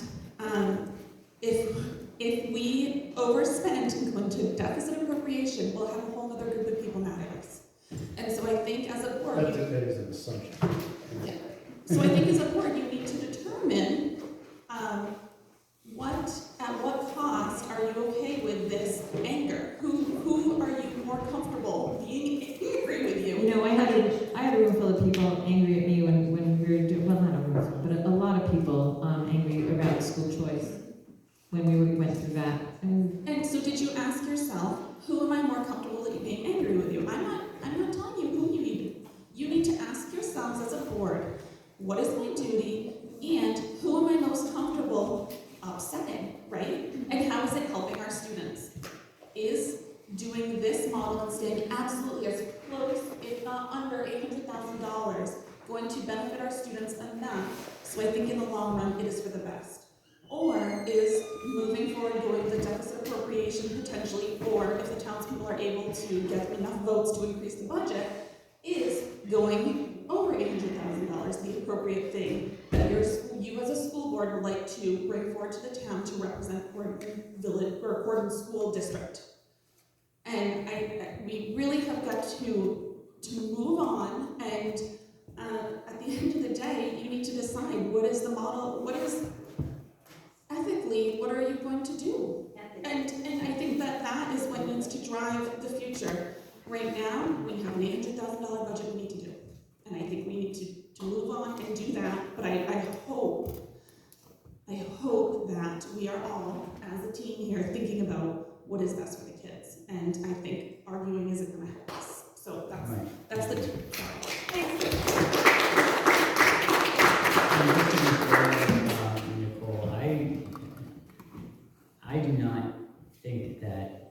we are going to get down to 800. So I think that there's an understanding that there will be some sort of deficit spending. The question is how much. Right. And I think that as unfeasible as getting all the way to 800,000 is, it's equally as unfeasible to just change nothing and retain the full $1.7 million budget. So the question is, where is that middle point going to be? And some change is going to happen, is going to have to happen to come down. It's just a matter of where are we going to fall. And this is why we're trying to talk about which of these plans is the right model. Would we rather pursue something like full school choice, or a Prenda model, or really hardball negotiation with the public schools? I mean, and as I said, I appreciate all that's come forward. I'm not trying to take sides here. I do want to just point out, I would appreciate it if when you're saying we're not going to make it to $800, so we need to figure out what is best. I hope that it is what is best for the children. Absolutely. Exactly, those words jumped out, and that's important to me. So here's my take on this situation. I did not imagine this situation coming about when I ran for this position. I can say that very clearly.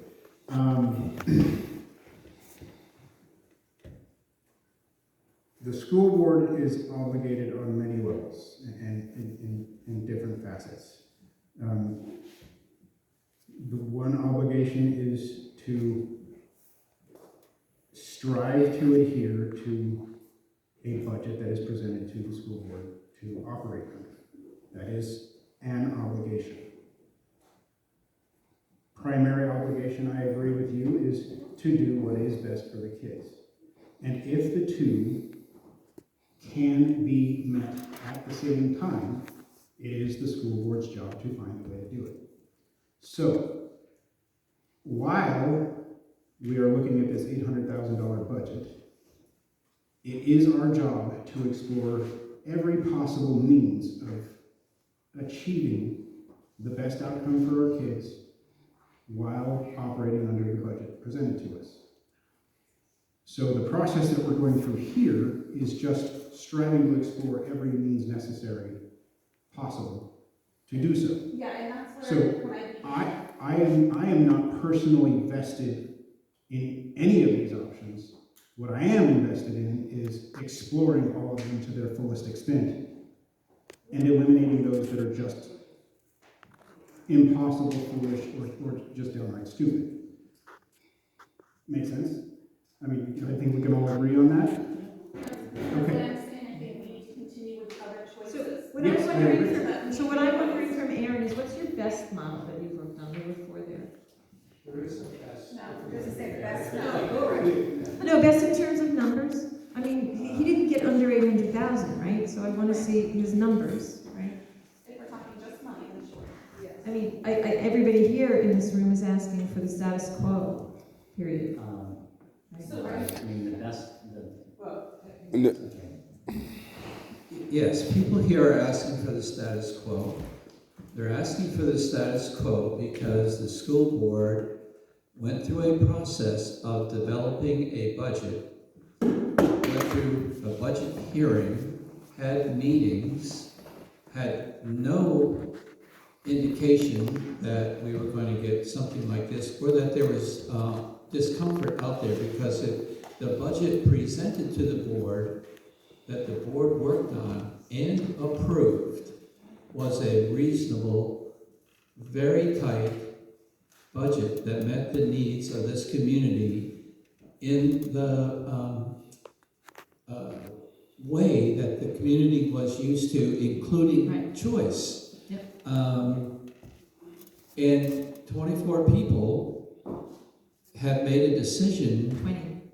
20 made a decision that wasn't okay. And so I don't think that speaks. I mean, I think, it's sad that more people didn't come to that meeting, and it really is, but that budget that was presented, and when you read the article recommended by the board to the town, was a good budget.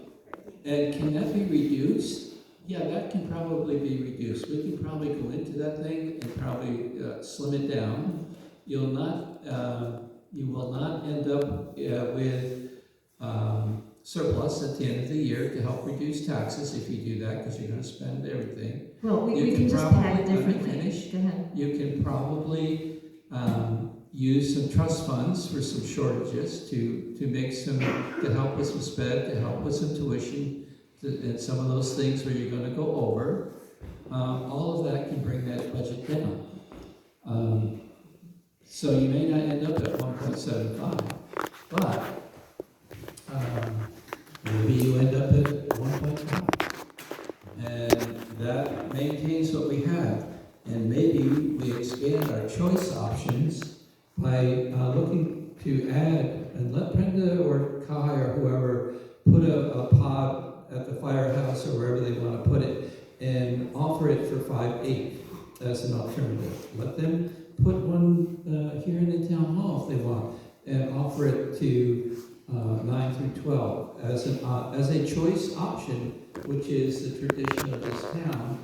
And we will get a feel of how people react to them and if they like them or not, without tearing apart what we have here, which we know is providing a tremendous outcome and saving a lot of money.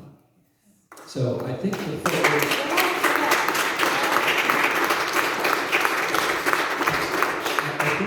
I agree with Kevin. We need to look at all these options. But that should be an and option. see. But I also think, we need to be mindful that probably within 3 weeks, we will be having another special meeting.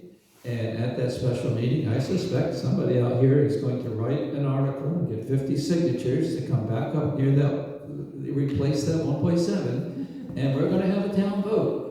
And then we'll know if we're there or if we're not. And if we're not, then we're really going to have to start to look at some of these other things.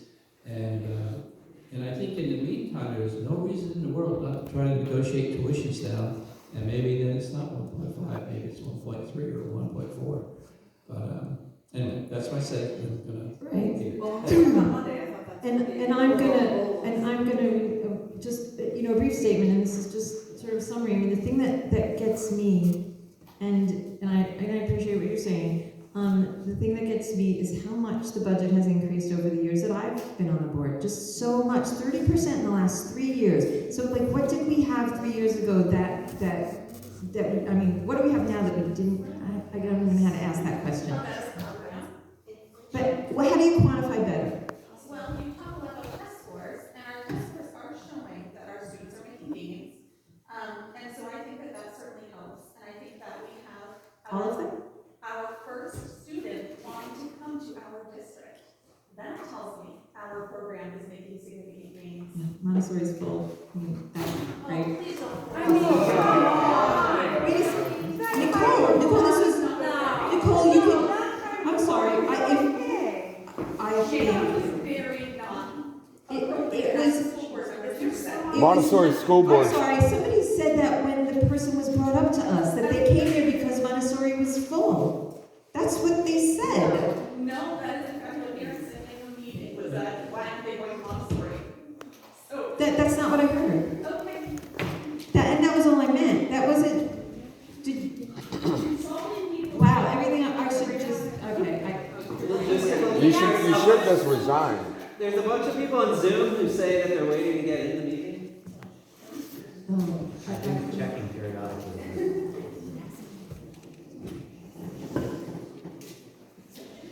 Angie has a question.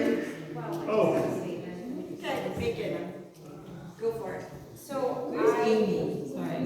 my sister? Just to speak. I just want to acknowledge that maybe if PENDA had been posed to us in a different manner or kind. So when we started school choice, we would hold, what were they called? Informative hearings. Yeah, like an open house. Yep, we would have an open house. Yes. Where Plainfield would come, Lebanon would come, Claremont, whatever, they would set up tables in this room, and all the parents would come and learn about those schools. And decide where they want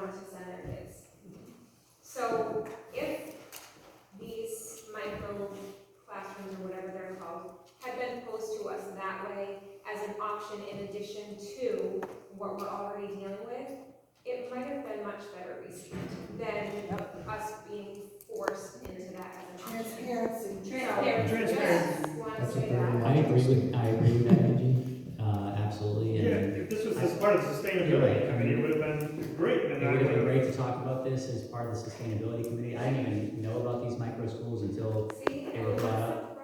So That's a huge problem. I agree 100% with what you're saying. I would have rather done this differently.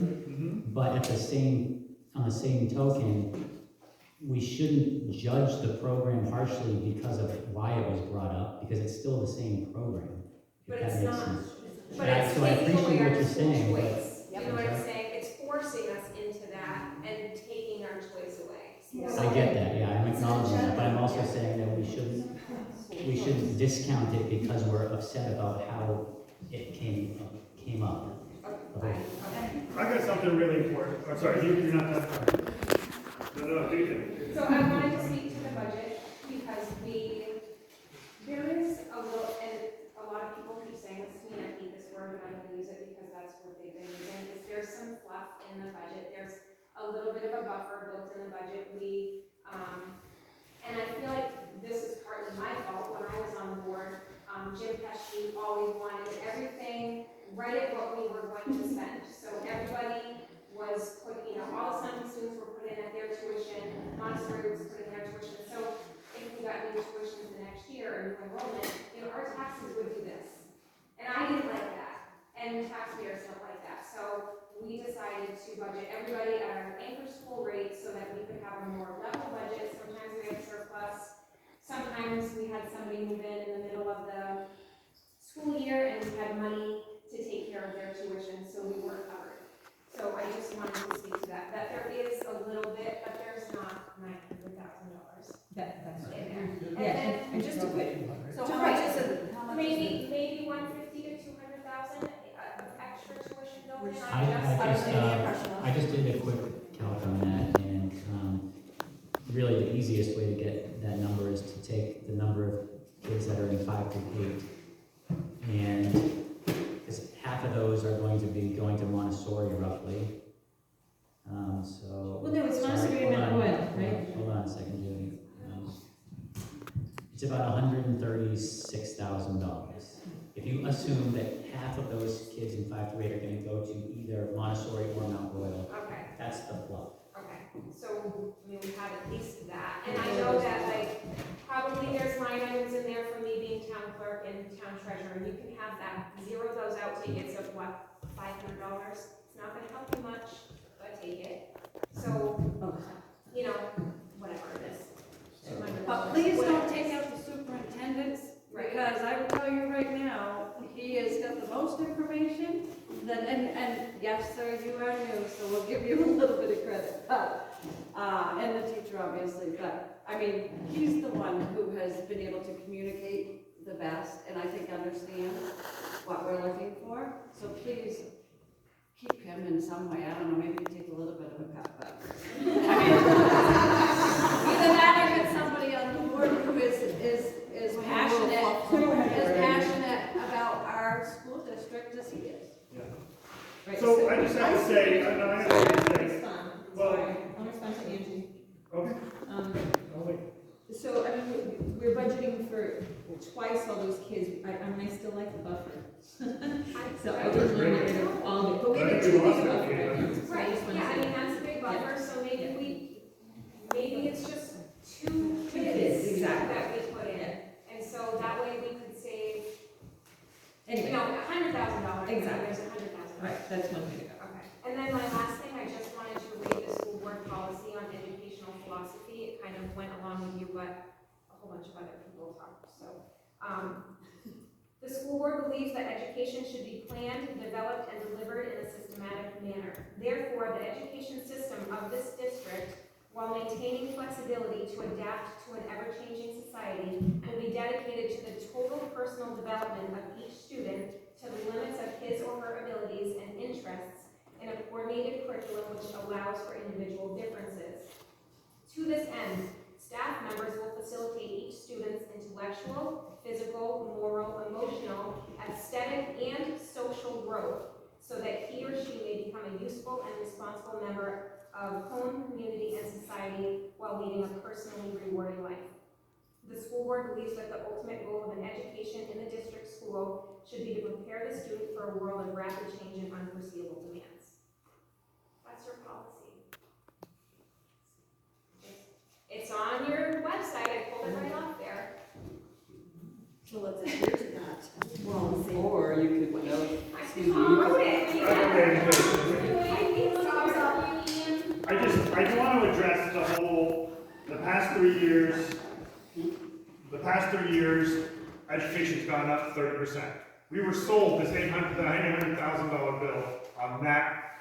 3 years, it's gone up, what'd you say, 30%? 2019, our tax rate for the school itself was $10.68. The budget we proposed was $7.22. So in 2019, it was $10.68, right here on the graph, $10.68, and then ours that we proposed was $7.22. So it didn't go up, it went down. It hasn't increased 30% over the last 3 years. This is the tax rate. Yeah. That's not the budget.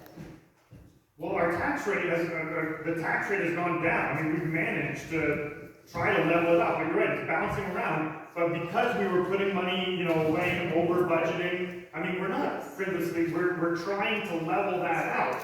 And we haven't been increasing exponentially like crazy like we were been told. Our tax rate went from $10.68 down to $7.22 in the past 3 years. Still not the budget. Maybe it's two things. One, it's the tax you pay, not the tax rate, which is the tax rate times the increased valuation. So the value of your house went up, which meant that the tax per thousand went down, but the total actually went up. That's what she's complaining about. Two, it is very nice to have a policy that says, he's saying your tax rate went down, your tax per thousand went down, but the actual tax you pay went up. Two, while it's very nice to talk about the individual, flourishing of children to the utmost of their potential, that is not in fact what the state Supreme Court said in the Claremont decision when it justified this. It said this is not about what's best for the children, this is about what's best for society, and that is an adequate education, which includes things that are necessary and nothing beyond. So it's nice and it makes people feel good to say, yes, everybody should pay to develop every child as much as he can. And if we want to do that, then we actually need to go back to court and have them say, yeah, that's what we really meant. Because until then, what they really said was, they should have an adequate education. Not the best possible. That's their statement. That's their philosophy, and she just read it. It doesn't matter what you say. It was the Supreme Court of New Hampshire that said that. I'm saying she just read what's on your website in your statement. That's okay. And so the Supreme Court said that. You could say that, but you didn't. And it's also worth noting that the adequacy case is back in the courts. And it's being Funding, adequacy of funding. Yeah, that's correct. So it is not on a closed book, it's an open question that's still being litigated for everyone's information. What's interesting about it is in Conval, where they were charging $23,000, they got the superintendent on the stand and he said, well, that's not the real number. They were being told it was that $3,700 wasn't enough. He said because the real number is $9,000. So he admitted under oath that $9,000 was totally enough for them. And the other $14,000. I'm not trying to argue the case, I'm just bringing it to people's attention. If we're going to cite that decision. No, it was a court decision. It was, anyway, it doesn't. It's your fault. If you go back to the purpose of the meeting, it's 20 of 9, and Nicole brought up. I think we're done. Well, we were not there. But again, she said, I heard her clearly say that 4 options were on the board we pursued. I would like to hear the other. I think the fourth was the hybrid that we started the conversation with. Okay, so what's number 3? Number 3 was trying to cut as much cost out of Croydon Village School as possible. Trying to cut as much out of Croydon Village School as possible without being able to retain our same teaching staff. And where did we get with that? Yeah, that one there wasn't really much that you could do, to be honest. So that speaks volumes. I thought we were frivolously spending all the time. That speaks volumes. There's nothing that can be cut. That speaks volumes that we are sticking to our budget. Yeah, right? we're like spending out of control and it's ludicrous, but as a guy who was on the board and put that budget together, we spent the entire time trying our damnedest to make sure that we didn't get pissed off townspeople. What screwed us over with the budget was that Newport raised their tax rate. I mean, their tuition rate.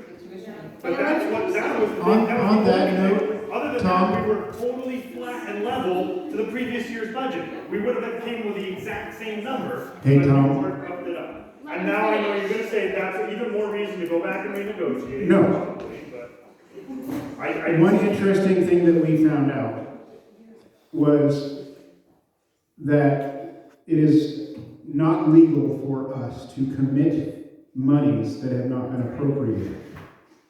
So the multi-year contract that was signed with Newport was technically not legal beyond the first year. We're gonna get legal advice on that. Yeah.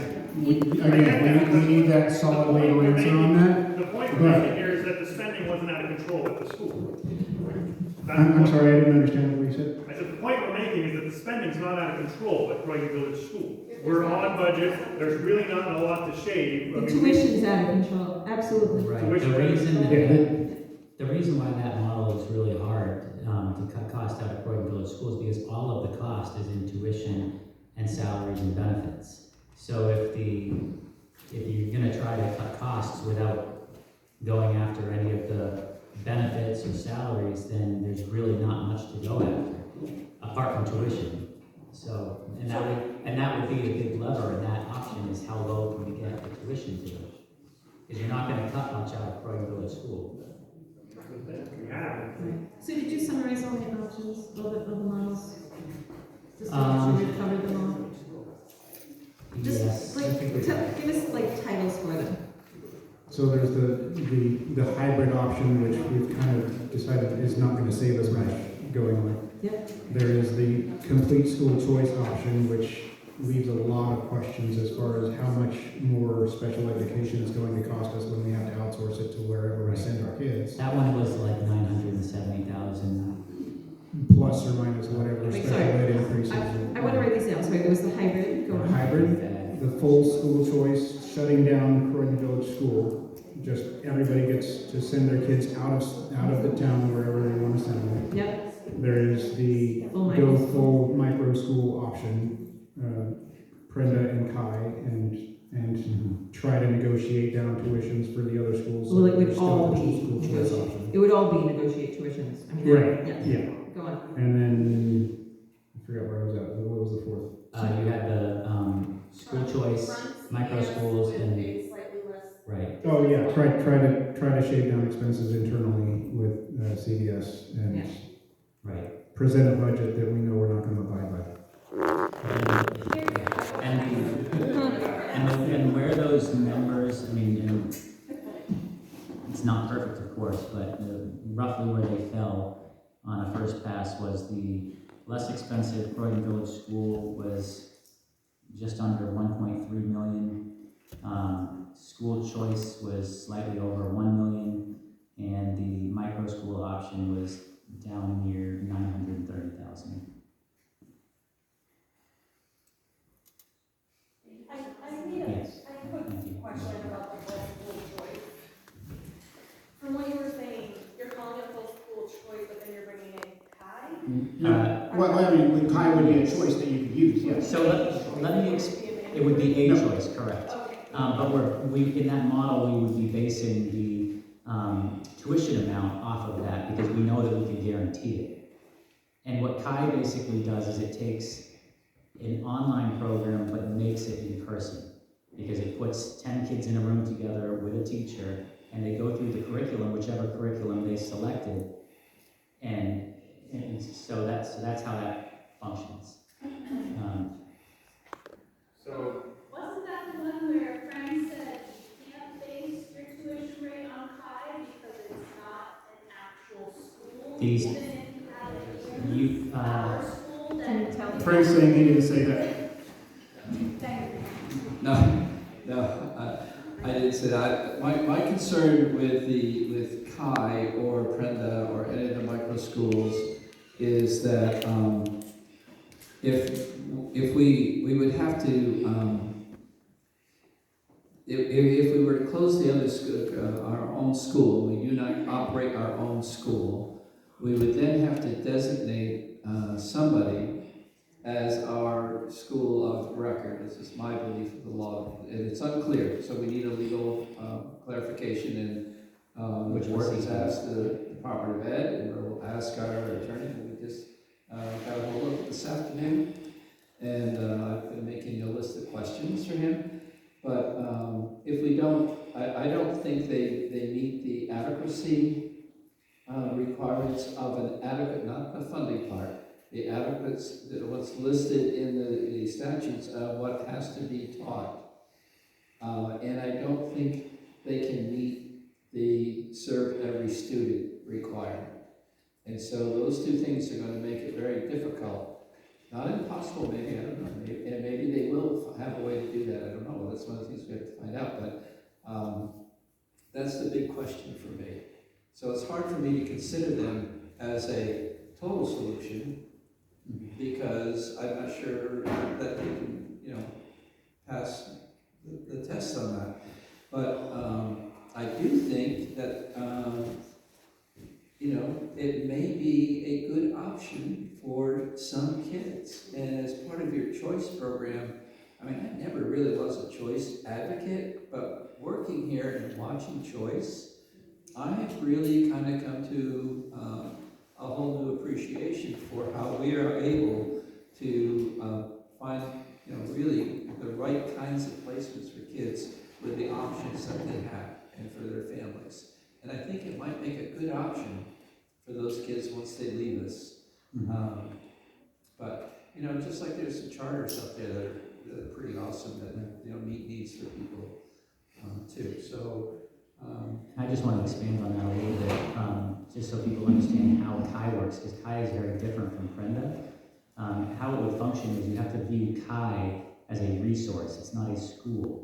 So one example of how you use it is, say in grades 5 to 8, you would tuition your child to Montessori.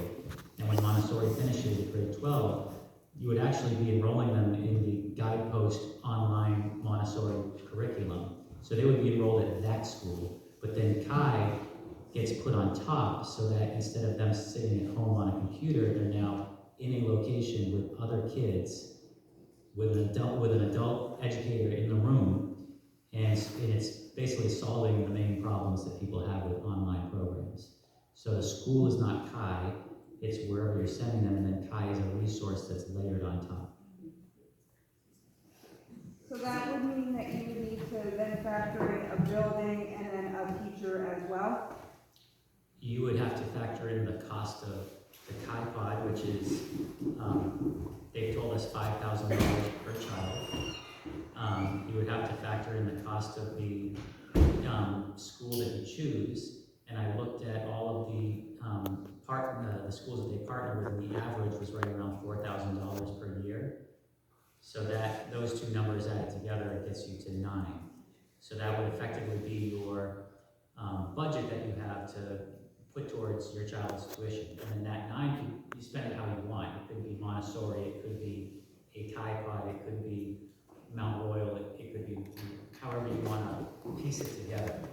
But that would be the number that we know that we could guarantee, because we can find an online program and we can put a CHI pod on top of it. So I have a question. For the full micro school, does that includes choice, right? What's the tuition under that number that you gave us? I think it was 67. No, the tuition number would be 9,000. For every student? Yes. Okay. So 930,000, we could have $9,000 tuition to Newport, Sunapee, Montessori, whatever.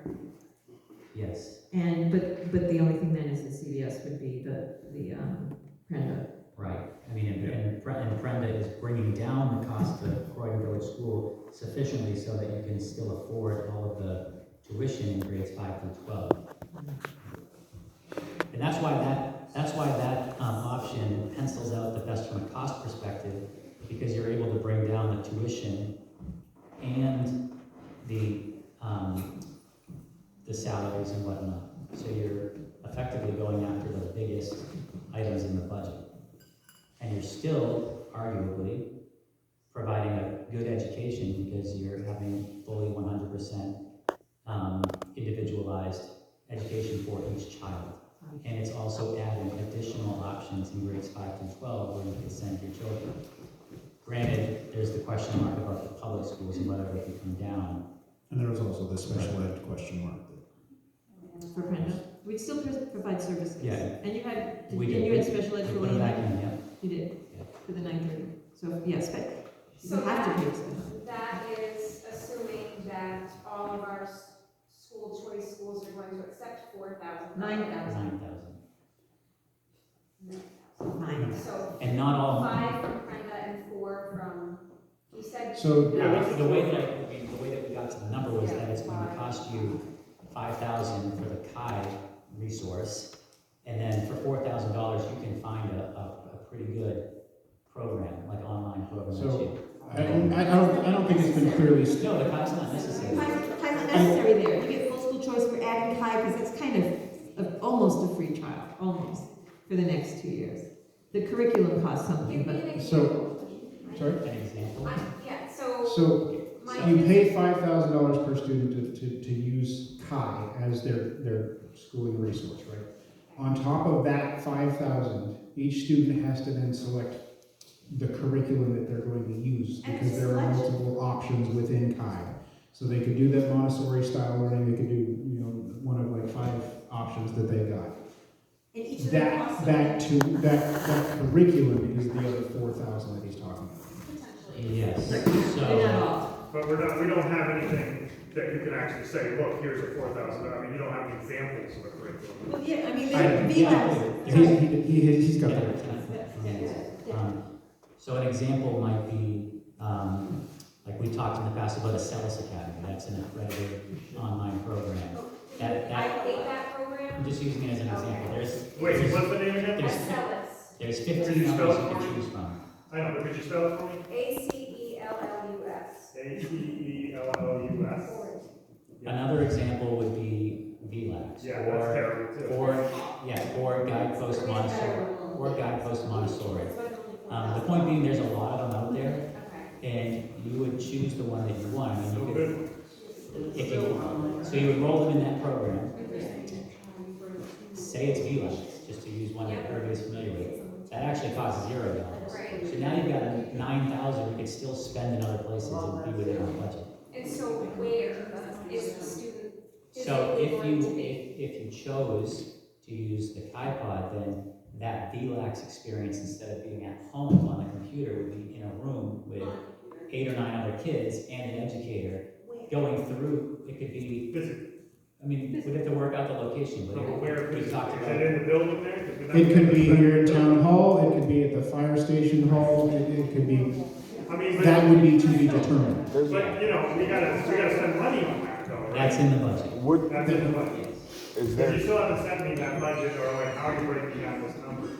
I get it, I asked for that last Monday.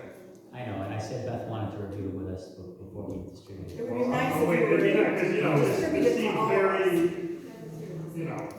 it doesn't seem very plausible, I'd like to check. Okay. But that's, But it sounds am like I explaining how it schooling works? in a building? Well, enough to you, am I explaining how it works? I do understand that.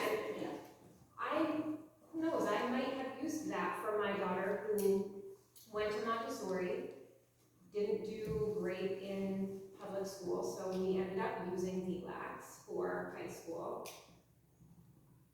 But that was our choice, and I could have sent her to something if I wanted to. I'm just not comfortable with it being our only. And we're not saying it would be the only option. It's the one that we would be able to guarantee from a cost perspective, but maybe some of these schools will play ball and come down. And if they don't? And then if they Then don't, then they don't. parents are stuck with the makeup costs. No. How not? Explain that to me. If you're gonna say we're gonna do tuition up for 9,000, but Sunapee doesn't play ball, and it still costs 15,000, I'm on the hook for 6. No, the point would be that we would negotiate with them if they would agree to those numbers. And I just said, if they don't play ball, then we're stuck with the cost. Then I get cut. That was the word that came out of my mouth. Or with this other option. Yes. Which is also option, not the option. Yeah, and that's certainly the biggest risk in that plan. That's right. So you are what you're doing is anyone who's at public education if they don't play ball, will have to come up with a rather large expense for their family. But that's honestly a risk in all of these options. Yeah, If- that's the point that we're trying to make it through. And I don't think that's fair to put the citizens of the town through. That pay the tax. That pays the tax. I don't think it's legal either. I'm just saying the same thing. It doesn't You, That's one of my frustrations with our meetings is that we get all worked up over things, but because we're not, they're hypothetical, we don't know, so, I mean, to me, it's unacceptable. That would be an unacceptable situation, that all of a sudden people with kids in schools, are gonna have to dig into their own pockets if they want their kids to finish school. I just had 2 girls finish living. Same exactly, I'm gonna have to dig into my pocket to keep my son where he's at now. Yeah. And that's just. So I mean, that's gotta be, to me, that's not a future discussion, and that's not playing into what we end up with, what the main system is gonna be. That may be one of those areas where we end up saying, you know what, we can't do that, because we have to then suspend and pay the tuitions that they're gonna pay this pay. And, I mean, that may be how it works out, but. Right. We do our best to negotiate better prices. Yeah. To try to get this down. Frank, I know you made notes about, that we're not supposed to enter into multi-year tuition contracts. I know you made a note about that, but can you find out if that's true for our neighborhood school? I mean, did we do that because it's our neighborhood school? And I'm not sure it is in that situation because school districts have multiple contracts that are multiple years. For example, your bus company, you have multiple contracts for it's a 3-year thing. When it's signed, the numbers are all there. Okay. And so, and the same, when you did your separation from SAU 43, part of the plan that you presented to the state board included a contract with Newport that includes a lot of things. It was a 3-year contract, they wanted to see that. It was, that also had a formula in it for how tuition was going to be calculated, and that it would be used, our policy says that it would be used for the basis for other tuitions. So all of that was part of that agreement sanctioned by the Department of Education and the State Board of Education in allowing that to happen. The work I have done in a different district that went through a similar process required, the state board required, that at the end of those first 3-year contracts that the others have to go back to state board approval so that they monitor what goes on with that. I don't know of any district anywhere in the state is actually doing that constitution, out there. I know we have resubmitted ours for reapproval. I don't know if we should or, maybe something that we're lax on. But anyway, it's a big question because it's like, the laws are not consistent. So which law, because it is clear that the rule that says, or article that says, RSA that says that it's not legal for a board to commit a future board to an expense. I mean, that's totally true, but at least it's an exception. That's why we have legal, because it's probably been in court someplace. I think what's generally happened is school boards do these sorts of things all the time, and nobody ever has a cause to challenge them on it. So it just happens, and it keeps happening, so. Why wouldn't we have a 3-year contract for transportation? It guarantees us that we have a service. I'm not saying it doesn't make any sense. Right. It just might not be legal. It just might not be legal. Basically, not a problem until it's a problem. Right. Right, exactly. There's a difference between committing to a rate and committing to pay. It's one thing to say, if we send any kids, we will pay this for what you ask. And it's another thing to say ahead of time, we will pay this amount because you don't have that money. Like, we could we just couldn't do it, we couldn't enter into that contract. But it's another thing to say, look, if we get the money, we'll do this. That's legal. It's not legal to say, we promised to pay you $1 million or something. You can't do it. And then on top of that, like, we get our contract from Montessori now, after town meeting. But Newport wants us to sign in October and guarantee how many kids are gonna go there in October.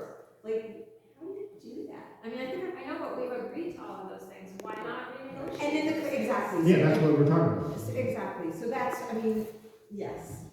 But that's the impetus for the renegotiations, to say that's not a legal contract Yeah. anyway, you can't hold those amounts to something we're gonna do. And to be honest, all those other school boards are doing the same thing, struggling over budgets and figuring out how much tuition they have to pay in. So I kind of see, I have sympathy for the other districts too, because everywhere there are school boards sitting there with white knuckles trying to figure out how to do their money. Yeah, and that's the benefit of signing those multi-year contracts, is you get stability and you can plan more easily. Right. But it's technically not allowed. So it's just like, Yeah, you want us to follow the law, follow the law, right? it's just one of those things, it's just like, one of the things that has to be considered in knowing that is. Okay, so, Yeah. where are we at? So I think we've had our public comment section. And I am willing to take a motion to end the meeting. You remember that, Kevin? Do you have another question? I was giving a little What? The next vote. When's the next meeting? Sorry, Kevin, yeah, next meeting, let's Oh, go. yeah, we should definitely establish that. The next public meeting is Tuesday, March 29th at 6:30, I guess. And probably here. Oh, we should advise, I think we should at least put it out there that because we have asked for a meeting with a lawyer at some point, we will be doing a non-public meeting with that lawyer when It's just a non-meeting. That's a non-meeting? Non-meeting. Okay, I didn't even know there was such a thing. Disregard everything I'm saying. We don't have to post it or anything. We can tell that we're having it, but transparency is good. But Trying to cover his butt.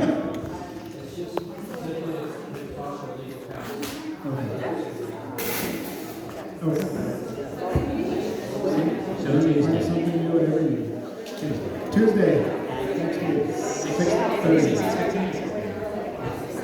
6:30.